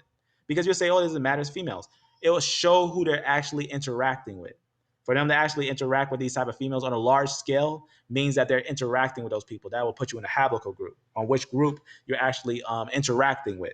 So that will actually connect groups together. That's actually very important. So you can see that's an idea, because that's just how it is in societies. That's how it was in the past. They find it is a balanced thing. It doesn't really change. You could get a good understanding of those things. Here's the tips. Here's a good idea to understand it. You can see these tips on these right here. Get an idea on those. And geneticists know this. They know for a fact that the centerpiece, whatever's in the center of the Y chromosome is going to be the one that's going to be your major line. It's going to be your major line. But everything else, like these stripes right here, that's why I said it was like socks, stripes on your. Now, that's why you want to trace the Y chromosome. You see this one right here is pure. The Y chromosome is more pure, right? You see how small it's going to be more smaller.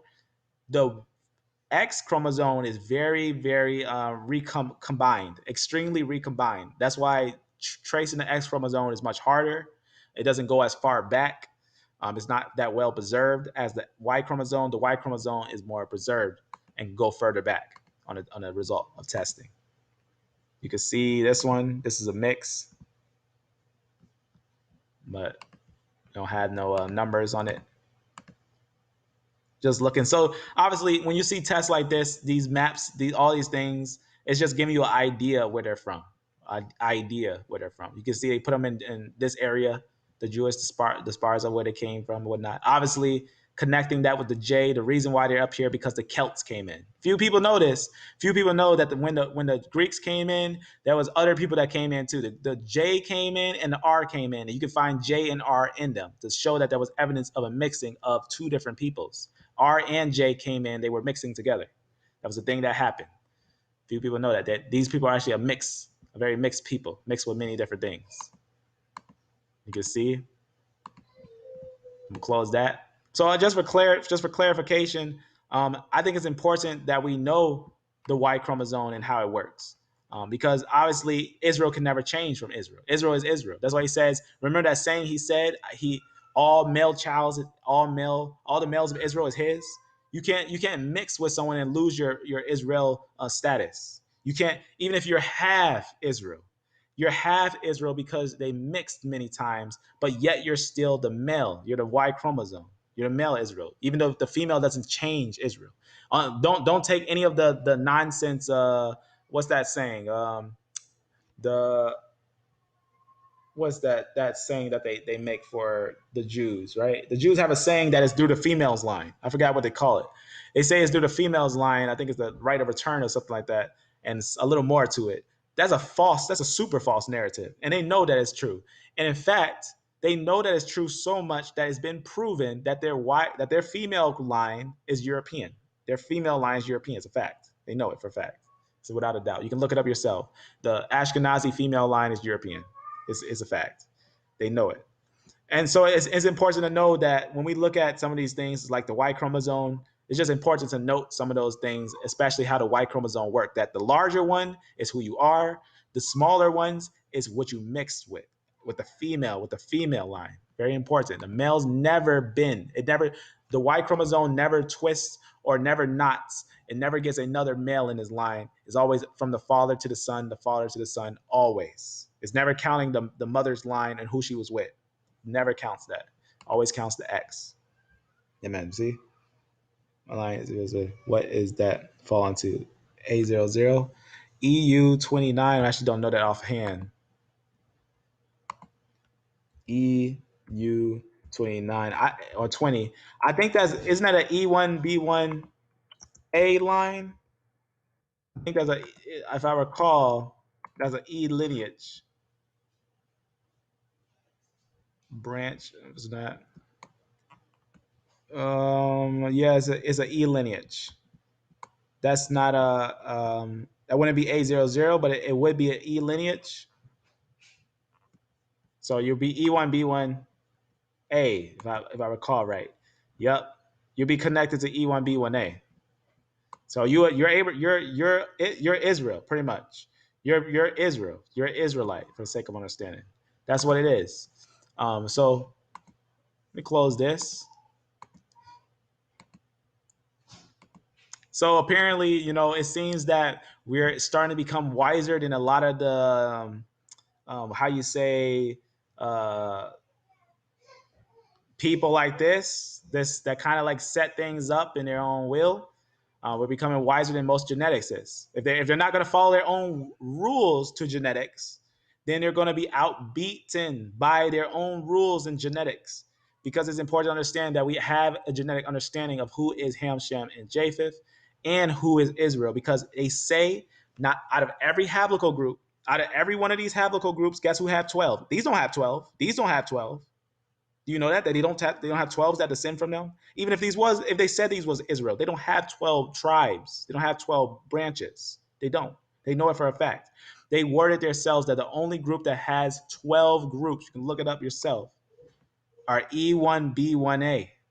That's the only group that has 12 groups in it, and they know it for a fact. And it also is altered by 4 mothers. We know that for a fact as well, right? That's why we did that live that one other day. I think that live was very live.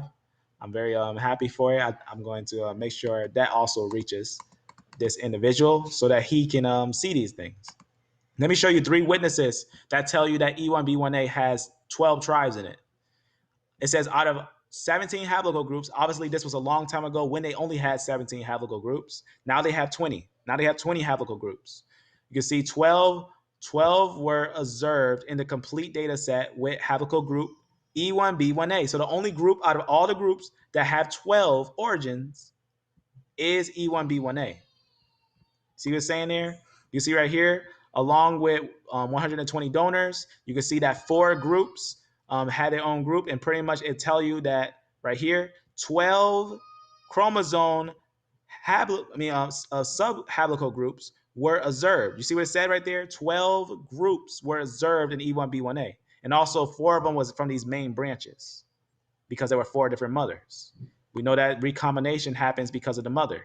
As it says, the Y chromosome does go recombination with the X chromosome, but does only so at the ends. Not 95% stays the same, remains, it doesn't change for all generations. Let's go over here. You can see one more time on it. Now, this is the updated one because there's 12 now, because with A00, they now know that there were 12 haplocal groups. It says right here, most likely origin of 12 out of 20 potential founders. You seeing what's going on right there? There's 12 founders that are found right here. 12 that are only in, as it says right there, 12 chromosomal haplocal groups or sub-haplocal groups were observed, right? You see right there, and then right there, just to kind of make it one more time clear, right? It says of the possible haplocal groups, right? Now it's 20 haplocal groups. 12 were observed in the complete data set with E1B1A model only. E1B1A has 12 branches. That's very important to understand. That is so much different evidences that we know that this is the line. We can match it with even the people of Portugal and Guinea and things like that. We can match them with what happened in those areas and the slave and how we can match it with everything. We know for a fact what's going on. We know. There's no way they can take it away for the sake of understanding. So I'm just going to keep rebuking any the geneticists that say otherwise. As I had, that was a few people know this. That was a geneticist that contacted me, and he tried to say that, I did a bunch of DNA tests, and the out of Africa idea actually is real. The out of Africa idea is right. And I said, okay, show me where A00 descends into A and B. Couldn't do it. Couldn't show me A00 descending into A and B. Didn't say nothing else. He got quiet. Because you cannot link the two, because he doesn't know about the paper that I'm bringing you. He doesn't know about that paper, that's a fact. And people know it by looking at the chart. They can look at the chart and see that this was false. This is a false narrative. This was a false design that they have forced. And they know it. And that's why they root what they root. They rooted exactly what they root, because they knew that they was bending data. Apparently, they were too much focusing on bending the data to fit out of Africa. So that's the same thing what this individual is doing. I hope that he considers his ways and turns from it, as is not a good thing to bring forth a lie. As he himself says, A and B is not the same as D and C, yet D and E, yet he combines them on one branch. That just disappoints me to see something like that. Can't even stick to his own word. But I wanted to show you this because I think it's important for you to see this information, as I think this information is highly important. Thank you, diligence, in bringing these. Amen, family. Always, bro, definitely. No, Israel, thank you for that, though. I was referring to Aaron Mark. Yep, amen. To find A00 is much is now for you to have complete A00, that would be extremely rare. Usually they only have like a small percentage of A00. So sometimes you might and understand it's possible for you to be A00 because a lot of us, believe it or not, are most likely Levites. A lot of us are actually Levites that went into captivity because we was over there merged with the Judah and Benjamin. So we all sent into different areas, and a lot of us are actually Judah and Benjamin. So they actually find a large portion in the African Americans, more than anyone else. A00 is found much more in the African Americans, who they say African Americans, than anyone else. And remember, I'm not just saying this. This is what they say. They say this themselves, right? Because the most purest people, believe it or not, is that large group that is an expansion of them that they call Bantu expansion, that they call the Bantu expansion, that these people are the purest. You can see right here, even this, what you're seeing, even this A, who cares about this A? You know what this A came from? A woman. That's where that A came from. It mixed into Israel. There's still Israel with that large E1B1A there.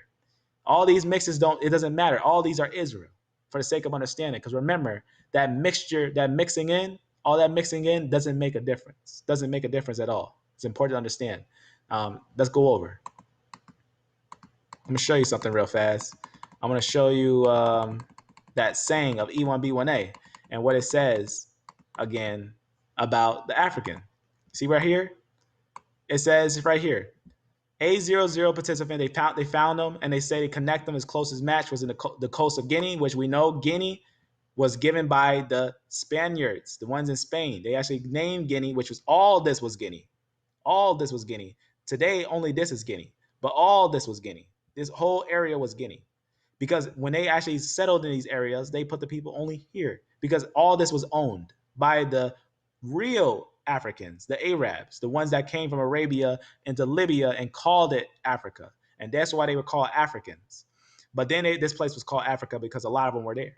But right here, this was where Guinea was, and the slave trade went there because that's where they put the Jews, right down here. And they kept on increasing, and then they said, you know what, I'm going to send them into slavery. So they sent them into slave trades into their area that they own, South America. You know how little, not even 1 million people went into America, but there were millions sent over here in different areas. There was millions, especially in this area, because guess who owned here? The Spaniards. They owned this area, and they put most of the people here. Few people know that only a little bit went to America, a small portion, not even 1 million, a very small portion that went to America, but a whole fleet. But the only thing about America, they actually started to reproduce their slaves. They wanted to make their money. They wanted to grow their money themselves. So they made the slaves had large families so they can make them slaves and have larger families and make them slaves.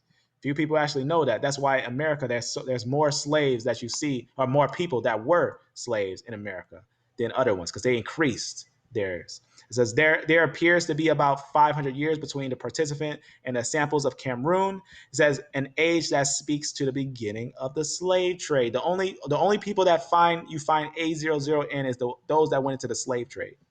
A00. You can see right there. It's like how we said, right? They look at the age of it, right? They name it, right? They call it A00, and the geneticists notice. They say, why are these linked? Because you call it A. They call it A, so they make it an A. Stop calling it A. It's not an A. Make it an X.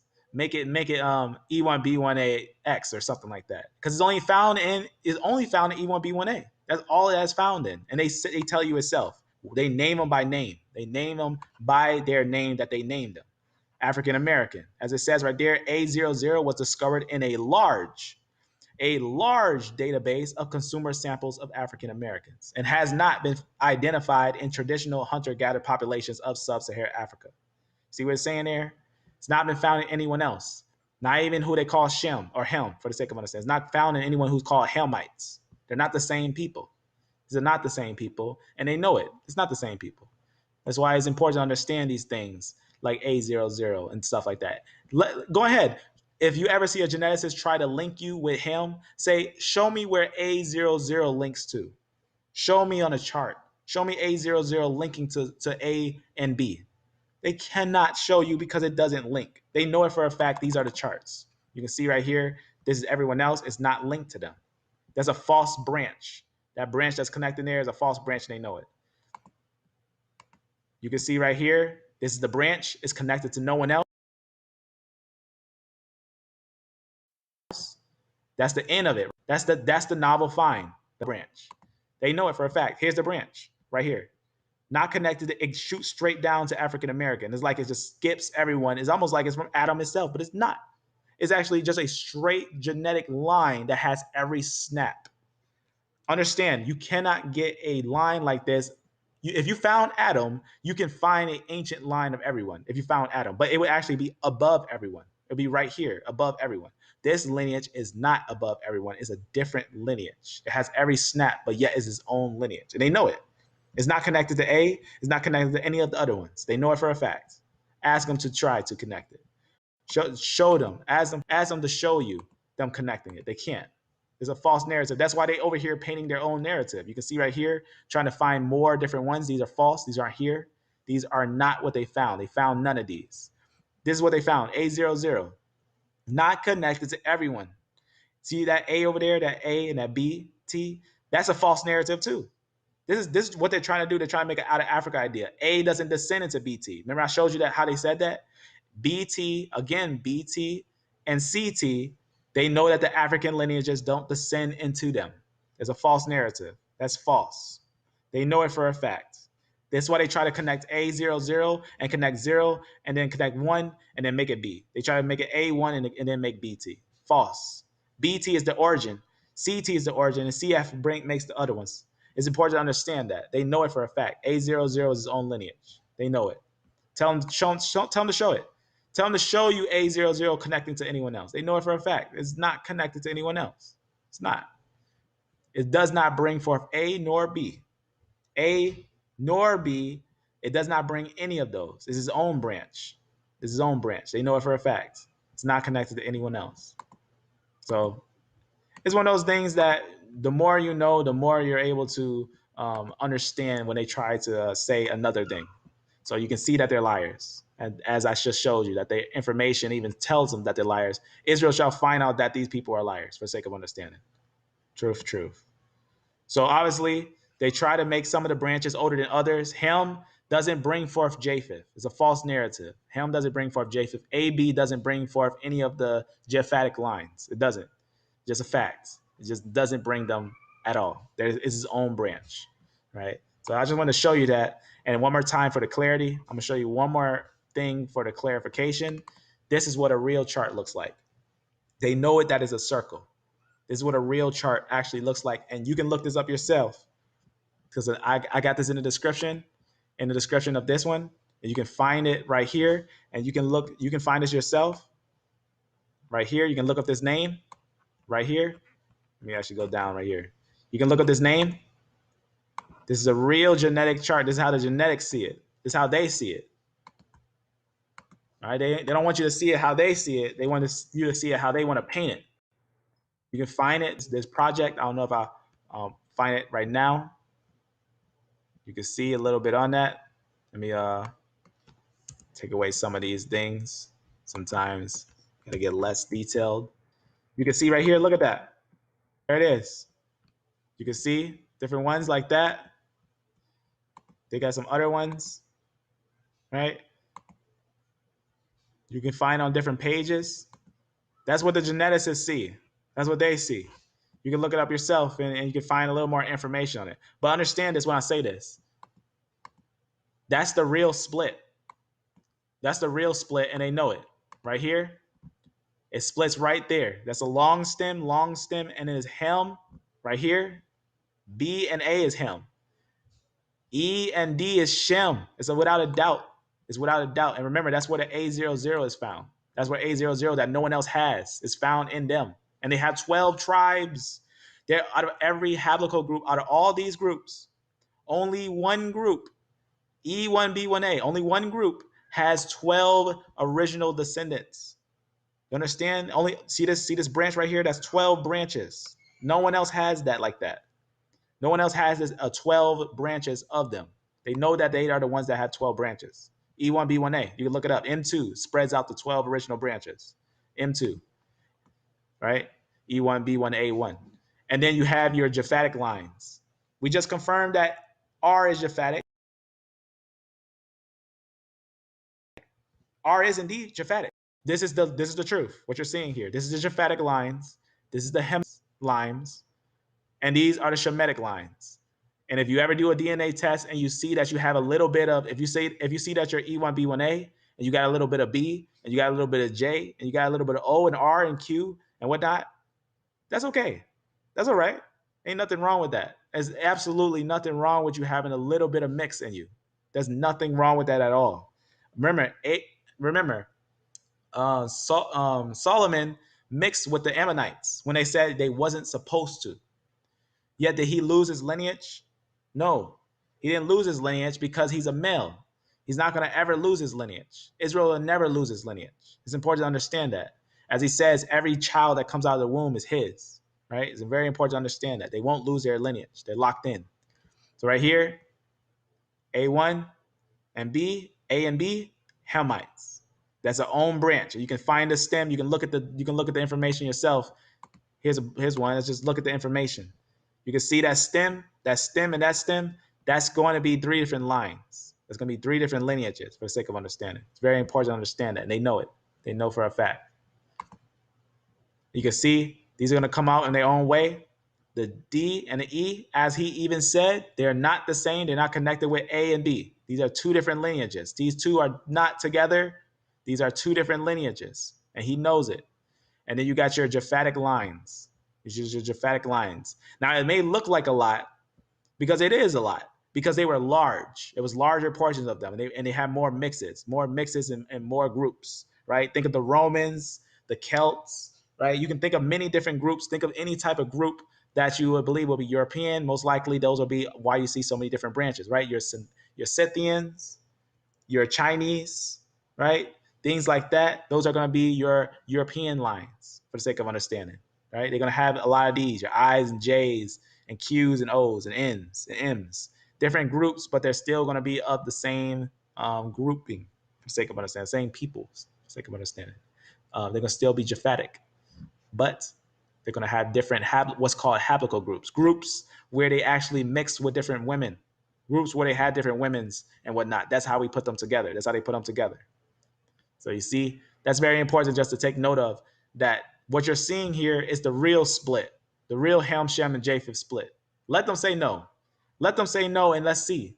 Because we're actually I'll show you that they themselves know for a fact that CTBT is where it splits. They know for a fact. Don't let them lie to you. Don't let them try to paint their own narrative. So for clarity, for clarification, obviously, my last saying is this. It is true that the 3 major haplotypical groups have long been recognized by mainstream science. So obviously was recognized, recognize it. As we see that this person was obviously debating with Jeanson, but he agreed at least on that part. When he was talking about replacing Darwin, the person on here actually agreed with that part. He agreed that there's 3 splits. He agrees with it. Though he tried to throw in the mtDNA study on this, which is ridiculous. Right here, he tried to bring in mtDNA to against Dr. Nathan, but that obviously didn't do anything because we're studying Y chromosome, not mtDNA. See right here, you can see this is actually how he knew. I think somewhere on here, right here, it is true. Now you can see this is a site right here. It is true that the 3 major haplotypical groups have long been recognized by mainstream science. Facts. So we already know you can't just break off wherever you want. You can't make a 3 group wherever you want. You got to make the group wherever everyone agrees. At BTCT, the split. It's a fact. Close that. All right. So you see, this is the type of stuff, the reason why I brought this out, because obviously him being a geneticist, he knows how to go into these things a little more, but the clear things is the things that's brought forth and documented scientifically and are factual, and such as the history and everything. He needs to know the history and he needs to know the factual information to genetics, which is, I don't know how he even thought of using a line that's only 3%. It's ridiculous to even use such a small lineage of T and L. That's not even considerable, not even considerable of mentioning to even try to use, which we know has to be at the tips for the sake of understanding. So I just want to show you this because I think that it's important to know these things, as I believe that there are many liars in this world. But I don't think this individual is a liar. Hopefully not a liar, but I think that he's an individual that had made a major mistake. He made a major out of Africa mistake, and he needs to correct that idea, as clearly A and B does not come from any of those lineages to link them to D and E. You need to take that piece out of there that's gluing them together, which is BT and CT. And he thinks no one knows that. He thinks no one can tell. So he needs to get rid of those on his design, because that's a false narrative, extremely false narrative for the sake of understanding.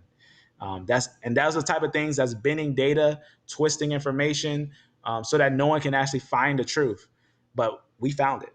We found the truth. Believe that for the sake of understanding. We found the truth because we actually examine these things very carefully.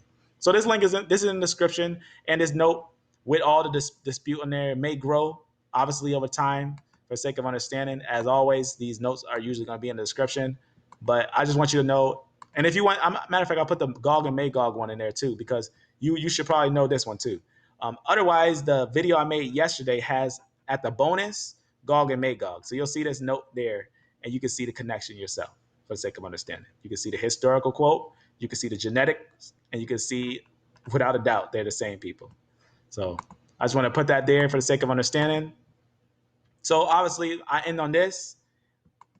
May we understand the Y chromosome. Whatever the largest portion is who you are. You cannot use a small line and say that's who the people are. You cannot just pick and choose one of those groups from there. Otherwise, they're not understanding what they're actually doing.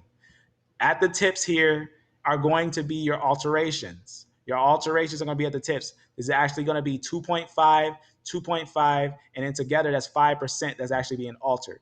So that's a fact without a doubt. Your larger portion is going to be who you are. It is always altered by the X chromosome that's altering the tips of the Y chromosome. It's going to be the female that's altering that, for the sake of understanding. That doesn't change if someone is Israelite. It does not alter who you are. Do not take in that false narrative that the female actually illustrates who people are. It's important to understand that Israel was always selected by a male. It's important to understand it did not change. Did not change because we see at the temple, even at the time when Messiah was there, we see that it was counting lineages. Very important to understand. He was a son of son of son of. He was a son of son of son of David, going all the way back, right? It's important to understand it, all the way up Abraham, right? Said, from your seed shall bless you. Now, obviously, understand Messiah is God for the sake of understanding, but through the blood of Israel, he's bringing forth that blessing for the sake of understanding to all, so that salvation comes to the Gentiles to provoke Israel to jealousy. So understand that is going to be your Y chromosome. Your largest portion is who you are. Everything outside of it, anything that you see on there that's smaller percentage, is going to be that mix of the female, which doesn't change anything. Doesn't change anything. No, I'm Israel. Thank you. Amen. All right. So with that, family, I hope that I was able to bring some facts to the truth. And with that, I hope that Nathan comes back to bring something to this, as he is a professional geneticist. I just showed you that he's a professional geneticist, but yet I showed you that he doesn't even follow his own rules. So with that, family, be blessed, be beloved, and amen.